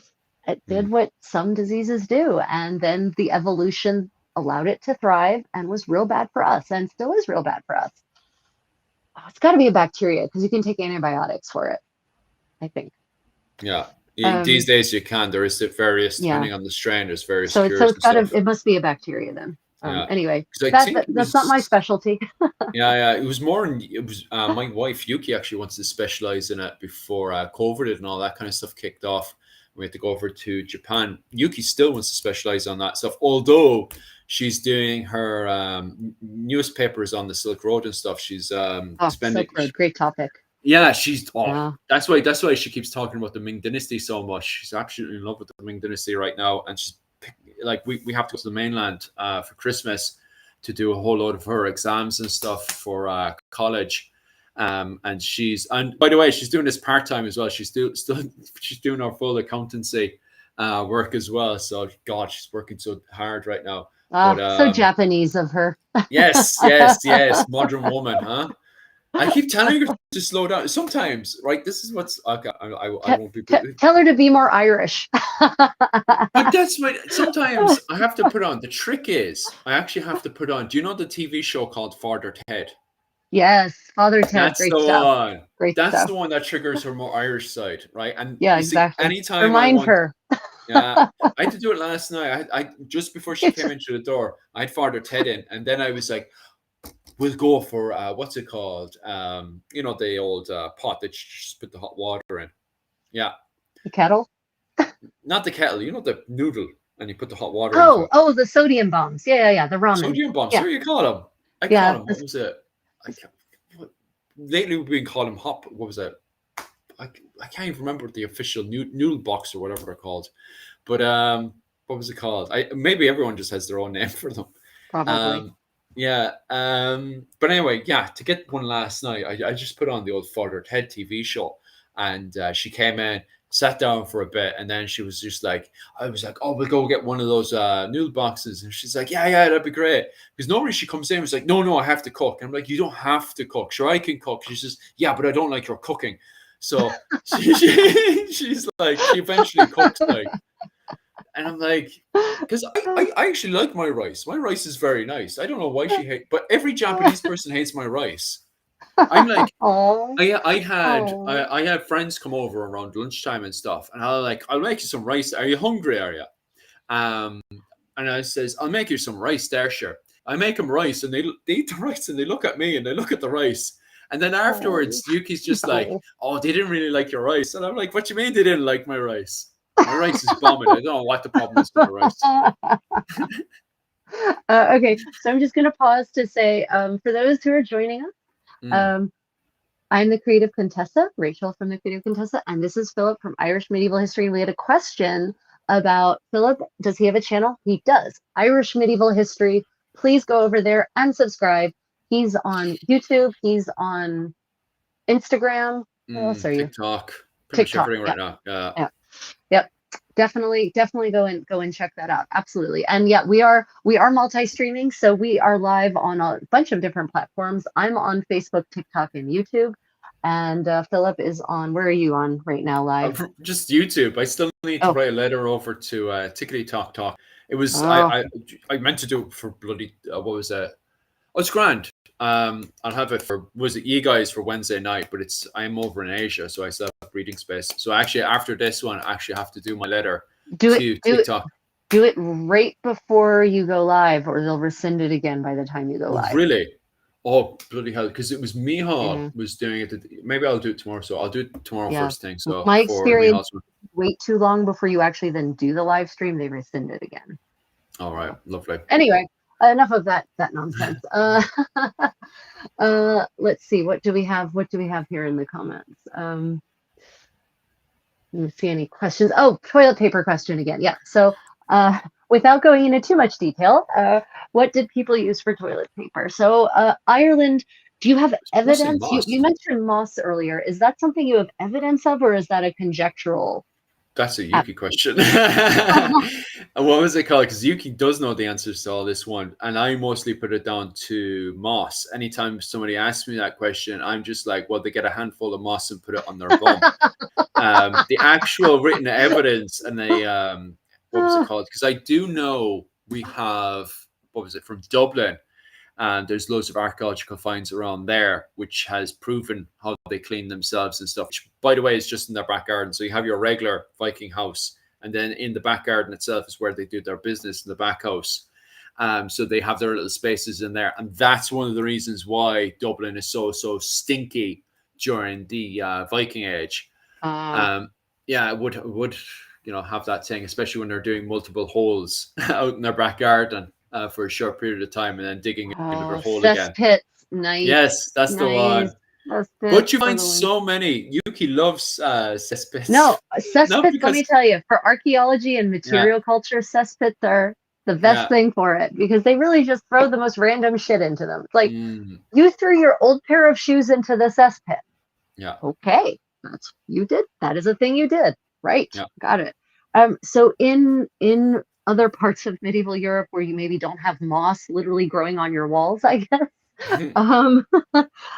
we know that they would have a cloth, a rag, basically, sometimes a bucket with a rag next to the privy. It was shared, though, as far as we can tell. And I say as far as we can tell because this is not something that I've ever actually seen documented in writing. It tends to be referred to more obliquely in sources. So, we do have that fantastic book of Nurture, which actually discusses almost every aspect of hygiene, except for that one. It doesn't discuss. It talks about the Lord and how you're supposed to get him a chamber pot if he needs it, and how you're supposed to empty the chamber pot. And it talks about laying a beautiful cloth on the seat of the chamber pot so that his derriere is comfortable. But it doesn't say anything about how to clean that area of the body. So it's almost something that is, it seems to be a taboo, honestly, to even talk about it, which is curious because medieval people don't have lots of taboos. Medieval people are not prudes. I was just thinking there about Scottish literature to do around the Bruce era, and how, what was it called? A lot of people put Robert the Bruce's mother as a bit of a perv, because first and foremost, allegedly, she kidnapped Robert the Bruce's father and quote unquote essayed him, right? I can't say the other word. Really? Did she? Okay. Yeah, that's what it says. It said that she kidnapped him. She came over one day, took chop, clop, clop, and was like, "Get on my horse," and then she just robbed him. Okay. And she committed essay on him. But it depends. Like, you have to remember, it's the interpretation of what is essay. So anyway, she essayed him from a Scottish interpretation of the medieval era, which means they just got heebie-jeebie outside of marriage. And then they had to get married afterwards. I'm not sure how the law works in Scotland in that era, but in Ireland, you have to marry your SAer. I think it's the same in most places in Europe as well. If someone commits SA on you, you have to marry them, isn't it? I think some people argue that. Depending on, unfortunately. Usually you are compelled. It's not too bad in the relationship of the Bruce's mother. Because when I say SA, I mean, like, from a modern interpretation, she was very lustful one day. She kind of seen Robert Bruce and was like, "Do you want to go and do the business over there?" And that's what they did. It's not a case of her actually essaying him. It's more of the thing of, you know, the way that you were kind of part of a clan and stuff and they had to be organized beforehand. That's what they mean by essay, not the fact that it was a case of her physically taking him and physically having her way with her. Right. It was more kind of two consensual people outside of marriage essay. Right. That's what they mean by essay during the medieval period in Yeah, Scotland, you really from my tradition. I think it's very important, I think, whenever we're reading history, especially chronicles, Yeah. that we not apply our modern understanding of even basic concepts to what's being described in the text, because we will walk away with the wrong interpretation of the history. For instance, Lancelot, I was reading this terrible, terrible post in which someone tried to, basically a little mini essay in which they tried to argue that Lancelot must have been trans because of the way he's described as being very beautiful and having beautiful soft skin. And I'm like, that's because in the 12th century, it was desirable that men be beautiful and pale and have soft skin if they were knights and Yeah. noblemen, not because they were trans. That's, you can't apply the modern idea of beauty and attraction and what counts as attractive, but also because the translators translated from the French, where the word for handsome and beautiful is the same, and they apparently made the choice to translate beau as beautiful instead of handsome. Right. Yeah. So again, this brings us back to the language, but it underscores what you're saying is, yes, so Robert the Bruce's wife apparently was forward and initiated the encounter with this man, and Bruce's father. Yeah. right, and that's viewed from a certain lens because she's a woman and the aggressor as being, I said, yeah. SA, but is it actually? Not from a modern interpretation. Exactly. No way. Yeah. Exactly. Because that's, if we were to look at it from a modern perspective today, especially a woman, today in the 2025, a woman cannot, commit essay on a man. That's impossible. No one can do that. No woman. Okay. It was what most people say these days. Not me, obviously. But what was it called? What was my argument again? No, it's the fact that in our modern interpretation of that, it would be the case of just two people having casual, consensual, right, consensual sex. In 2025, we don't even ask if they were married or not. It's just right. not We don't something care. that comes into our mind. We don't care. I'm pretty sure it was a topic in the 80s. I think some people, 80s Ireland anyway, you'd have people going, outside of marriage. Oh, Jesus. How shocking, But it's more tantalizing as well because in the same period, and I think some people have said Bruce's mother was into that sort of literature as well. There's some literature that's very descriptive, sex-wise, that goes into the proper detail of two people having consensual sex, like shockingly going into the detail. Right. Like it's a full-on erotic book. That's what it is. Right. It's an erotic book, guys, Right. So allegedly Bruce's mother was into that heepy-jeepy stuff. Now, I haven't actually gone down that road and read it. I've just heard rumors that she was into that kind of reading and literature and stuff. So when you say that people are a bit funny when it comes down to talking about taking a poo, yeah, it is funny. Like, yeah, it's like we can talk about everything else, like literally everything else, but not that. Okay, sure. But maybe it depends on the writers, because I don't think monks are writing erotic stuff at the time. I think it's just, people outside the church. You don't think so, huh? Well, except for the Bible. The Bible's kind of fun. Yuki always brings up the Bible. Okay, but who's copying a lot of those romances, right? Like, okay. Yeah. I mean, they might not be the authors necessarily, but they're copying, and I'm going to bet they're enjoying as they're copying. Yeah. No, they're not. They're good monks. They probably don't even understand what they're reading. If they did, they'd be shocked and they'll burn it, Yeah. So back to the topic of hygiene. Right. What happened there? That was a sharp right we just took there. Right.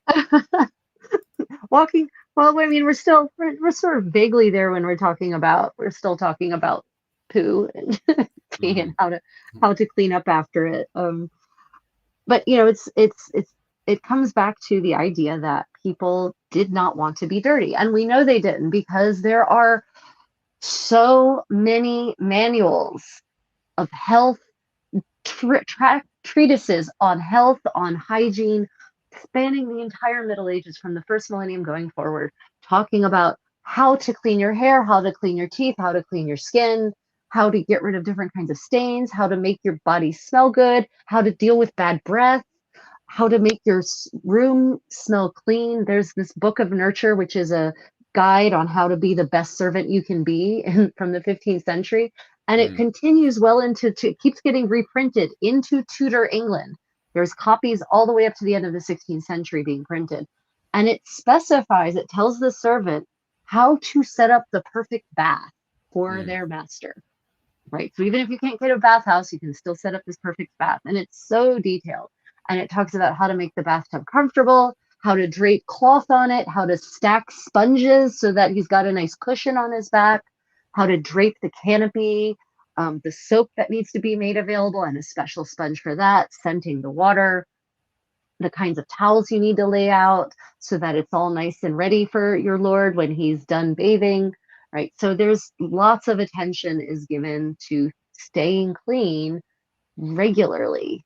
I think, honestly, I can almost guarantee it, 16th century people probably wash their hands more religiously than most Westerners do, despite having supposedly been taught to do it during COVID. You know, how many people do you see go into a bathroom and walk out without actually stopping by the sinks, huh? Be honest. Yeah, this is good for you, right? Like, which is wild given where the hand goes next, like. Yeah. Fun times. So yeah, the Tudors, despite the closure of the bathhouses, which changed how they cleaned, but didn't get rid of the cleaning, they were still super focused on it. And one of the weirdest ones, weird is the wrong word. One of the interesting ones that might sound like a modern spa treatment is dry bathing. Okay. Oh yeah, yeah. So did they have this in Ireland too? Yeah, there's dry bathing. We have records of dry bathing as well, where a person just gets the cloth, isn't it? The linen cloth, and they just rub themselves and they rub the dirt on of it. Yeah. Can you mix anything else? Because I think I came across somewhere as well where you can mix something into linen and then it goes into the armpits and stuff to help remove the dead skin and stuff. Because you're ultimately just looking to get rid of the dead skin, isn't it? Yeah, and any dirt that's on your skin, but it's basically exfoliation. Right? It's like a spa treatment. Let me see. What could you mix in with? You mean weaving it? Hemp. If you wove, which they have in Europe actually. If you wove hemp, if you did a linen hemp mixture, the hemp is rougher than linen is, and that would certainly help with it. That would definitely help with that. There's a jute. Jute is another one. That's really rough. That would. Because but even just being dry, just the act of the linen being dry and possibly starched, and rough. If it's like a really I actually have here a pretty coarse weave linen that if it hadn't been laundered in a machine to make it soft would probably be pretty exfoliating. Yeah, fascinating for sure. So it's interesting that they were also dry bathing in Ireland. It's actually, according to the Tudor sources, very effective. Yeah. And the thing that I should point out, and I read this, and it was something I knew, but I didn't really think about it. Philip, you keep talking about your plastic shirts, right? Yeah. Yeah, we also have plastic socks. And we also have plastic shoes now because of all the synthetics, right? And none of this is good for our skin. None of it is good for bad for everything, but it's definitely not good for our skin. And so now we have all these foot fungus infections. Okay. Because we're not wearing breathable fabrics anymore, right? But what are people in the Tudor era wearing on their feet? Do you know? Leather, isn't it? Well, they have their woolen socks and then leather. woolen socks, woolen stockings, and then leather. Mm. Exactly. So possibly silk, but either way, natural fibers that breathe, and leather also, even though it doesn't breathe very much, but it doesn't hold the moisture in the way that our synthetic shoes do. Yeah, So it's very they true. they didn't even have to deal with half of the shit we have to deal with because we've made bad choices about the materials we will use in our modern life. Mm. And linen and wool, linen is especially antibacterial, Yeah. actually. So just by wearing linen against your skin as your base layer, you're already, several steps ahead in the fungus fighting game, which Mm. means that people might not have actually had the kind of body odor problems a lot of modern Westerners do. Okay, that's very, very, very fascinating. Okay, now you're going into conspiracies. You're gonna have conspiracies now in a second. I mean, it's not conspiracy, it's science, right? It's Well, like the it's problem science. is that there's not really a smell coming from people from Oh, Eastern okay. countries, But and yet there is in the West. yeah, yeah. So, And yeah, but have you noticed Japanese people don't sweat, do they? Because well, Koreans don't sweat, like, yeah, ever. well, Koreans are even. You see, this is where you're going down the conspiracy theory because, as you hit the nail on the head there is a certain sweat that comes out of Japanese, which Koreans do sweat and smell, obviously, but it's so No, small they don't. compared. Mm, They do not. I don't know why they aren't all dead of heat stroke. It yeah, can be 40 degrees centigrade, so 100 plus degrees. mm, And us Westerners look like puddles, right? We yeah, are like water features walking around pouring sweat, and they're not even glistening. yeah, yeah. I don't understand how that works. Yeah, I've heard of that before as well, which is completely crazy. Like, what the hell is going on? What the hell are we eating? What the hell is in our clothes? Am I on fire? Am I okay?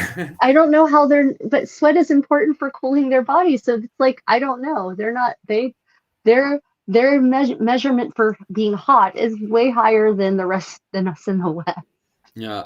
Well, it's also very true because one of the first signs that I'm getting, what was it called, a heat stroke, is sweat. When I stop sweating, the moment I stop sweating, Yeah. especially in the summer months here in Okinawa, I freak out. Like the moment my wife Yuki sees it as well. The moment I stop sweating, because I'm white and from Ireland, we all start panicking because it's like, oh Christ, why are you stop sweating? Do you know? Right. Yeah. It's a Um, bad sign normally. really here, like it means I'm going about to die.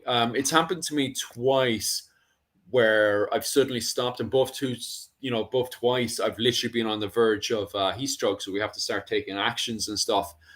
Shockingly common here in Okinawa to suddenly just start getting heat stroke, like, and you could be literally doing everything grand, drinking the water, sipping away, and then the next thing you know, you feel your head or something, no sweat there like it is right now, and you start to freak out because you need to clean, as a white person, keep having that nice little sweat patch there. Right. Yeah. Yeah. But not not my friend, my fellow Koreans here. It's like, Yeah. what is wrong with you people? It's, Mm. it's 40 degrees outside and you're wearing a parka. Why? Why? Yeah, lots of in the comments. Yeah, everyone, natural fibers all the way. I'm a natural fibers only person too. Makes it hard sometimes to buy things off the rack because it can be very hard to find clothes that are just natural fibers these days. A question about leather. Takeda says, I wonder, not even speaking of patents, how often would one remove your leather shoes once you're in your chambers, giving them and your feet a chance to air out? Oh yeah, taking shoes off. That's an interesting question. Mm. That really Because is.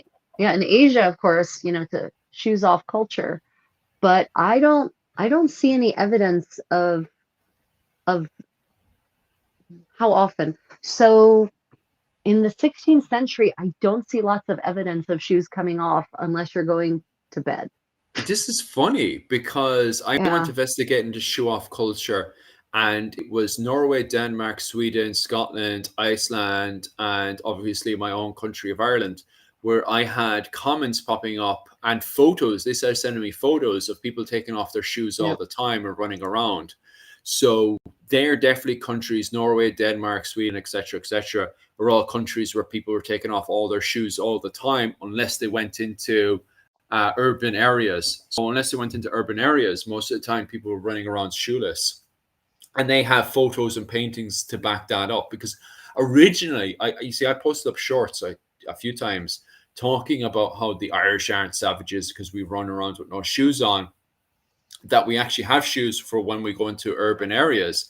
It's just like, especially because it was the Ramblin' Kern went and he put on his TUDOR kit, and he did an experiment running around with no shoes on in the Wicklow Mountains, and he found out straight away, in Ireland, the mud is so soft that you could easily, it's actually way more comfortable because at the same time it's still slippery, but you don't slip if you don't have your shoes on. So ultimately, it's actually more comfortable to go around the Wicklow Mountains with no shoes on, because the mud is soft but slippery, but perfect for your feet. Is literally designed to grip the Wicklow Mountains, even with all the damage that has been caused because of shoes in the first place, because our feet now are starting to get shaped. Completely warped. Yeah, modern footwear is real bad for our feet, everyone. Hate to tell you that. So he found, even with the warping to his feet, that he could still grip the ground absolutely no problems. So his conclusion was that it was actually better to run around with no shoes on. But between the jigs and the reels anyway, there were people that started messaging us from Norway, Denmark, Sweden, etc. And they started showing pictures of their grandparents with no shoes on, just running around the mountains all the time. That if it was just day-to-day thing, like even the mother doing the laundry outside and stuff, she wouldn't even put her shoes on. She would just walk outside, do the bits that she needed to do, and then walk back inside the house again. There was never a thing of just putting shoes on the way we would do today. Right. Yeah, that makes sense. It's, it's in Tudor England, it seems to be a shoes on culture. Yeah. When you're inside. In the 15th century, you sometimes see you do see men and women who have taken their shoes off and they put on pattens, just pattens, insert leather pattens, what you might look at as Birkenstocks or flip-flops or something, right, over top of their hosen. But and by the time the Tudors come around, their shoes have double soles and they've got heels and everything. So they're more like what you would recognize as modern footwear. And I have seen no evidence of Tudors taking their shoes off when they're inside. Yeah. Is it a case of a European perspective of shoes civilized? So they're constantly portrayed as civilized people compared to more Scandinavian cultures and stuff where that idea kind of isn't really there. Like, is that what's going on? I certainly think there's a prejudice about what counts as civilized and what doesn't.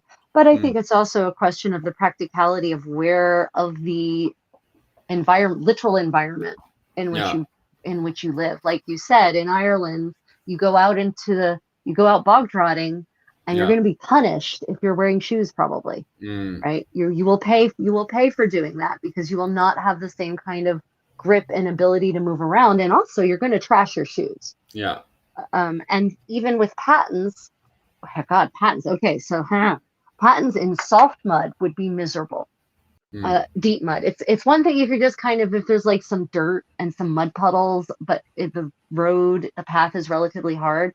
If it's soft mud and you're wearing pattens, you're going to sink into the mud, and you're like the mud is just going to suck your shoe off anyway, which I've had happen to me at a living history event at Penzic. For those who know it, it literally sucked the shoe right off of my foot, because the ground had gotten so soft after 4 days of solid rain that it, like, my foot sank in this deep and the shoe came off. And then now that you talk about Ireland, I'm thinking, oh yeah, that sounds really similar. So I think your environment literally has a lot to do with that. Yeah, big time. Whether it makes sense or not to actually wear shoes out there in the mud. Because there's depictions of both kerns and women having shoes on and off, depending on where they are. But most of these sketches are made in the 16th century. It doesn't do the backgrounds. It always just does the kern and the woman next side by side. Right. And so, I mean, those sketches are never done by Irish people. So there's an agenda there also. Because there's a kern. Most of these kerns are ragged and stuff, right? And of course, if the kern has been out doing cattle raiding, has been surviving up in the wilderness for a certain period of time, of course he's going to be like ragged and in bits and stuff. I'm just having a quick, like for example, the German one, he's got them having sandals on. They all have sandals on with the German sketch that's made in 1533 of the Gallo glass and the Kern. But then the one with all of them that are done by the what was it called? The Tudors always have them with no shoes on. But it's not like they're always dressed completely savage. Like sometimes their clothing is still very, very expensive. But then there's other sketches where they have the lena just hanging off them. They have big, massive beards, big, massive, clean, not very clean, not very shaven. So you see, the context, like what is the context with a lot of this stuff? Like, is the artist? Yeah, and what's the purpose? Why did the artist decide to depict that person, right? Who's the audience that they're aiming for? You have to art is, I say it again, everyone, you cannot just look at a piece of art from the Middle Ages or Renaissance and say, yes, this artist depicted them wearing this, therefore people wore that. No, you cannot. Just like you can't trust AI now. Just like you can't look in a magazine, you can't look in Victoria's Secret and say, that's how women dress. Totally. Right? So you just can't. You have to know the context. You have to know the story that is being depicted. You have to know the artist. What if they are typically just depict people that way because that's how they like to depict people, right? There's lots of issues with just using art for fashion interpretation. Definitely, for sure. Okay, so is there anything else we need to cover with the whole 16th century? I think we covered pretty much everything right now. Obviously, if it continues to elaborate, we'll find specifically a specific argument, because right now it does seem that when it comes down to the 16th century and all the arguments to do with batting and everything, it seems to be mostly pinned down. Not pinned down. It seems to be mostly just still up in the air and stuff. So I'll keep an eye on it and see if there's any specific arguments that pop up when it comes down to batting and hygiene in the 16th century. But I think for the time being, we're grand as long as we've talked about the basics and stuff about it. Is there? Oh, sorry, Ryan just came in. What? Evidently, Oh, that's grand. The family has been hiding jewels for 100 years. Some of them might be medieval. Okay. They just are releasing them now. Yeah. So there's the next week, the Medieval Buzz. Apparently, there's a family that's been hoarding jewels for the last 100 years, and some of them are medieval. What? Yeah. So they started releasing them. So we might actually have medieval jewels that have survived, which doesn't often happen because they nearly always get melted down and upcycled into something more fashionable. So teaser for next week. Yep. Ooh, but obviously, if there's any arguments, debates, anything you guys need to send over to us, definitely contact us over on Instagram. Instagram is only the best place to message me. Where's the best place to message yourself?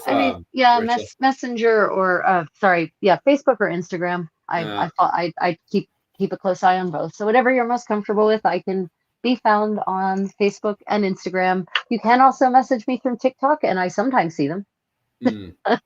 And if you want to support the channel, because I'll tidy up there. I don't think there's anything else we need to cover, so I can tidy up now. We're good. Yep. So if you need to support the channel, if you'd like to support the channel, please, you need to save my life. What was it called? Definitely head over to my Patreon. Obviously, send whatever you need to send. Or if you want to be a part of my classes, I do, every Sunday night, Irish and American time. Or if you're living over in Asia, that will be the following morning. Anyway, regardless, every Sunday night, I do classes on Irish medieval history. This week, we'll be covering Prince John in Ireland. Old, evil King John. He's going to be popping over to Ireland. The most maligned king in English history. He's so evil. He's so evil. What he does in Ireland is just sadism to the max. Anyway, Prince John shall be coming to Ireland. This week on Sunday? So we'll be covering that over on my Patreon. So if you're interested in any of that kind of stuff, definitely head over there. Rachel, what's the best way to support your channel? Yeah, so I've got lots of ways because not everyone likes the one way. So if you would like That's to true. support my channel and my work, I have a Patreon. I also the Creative Contessa.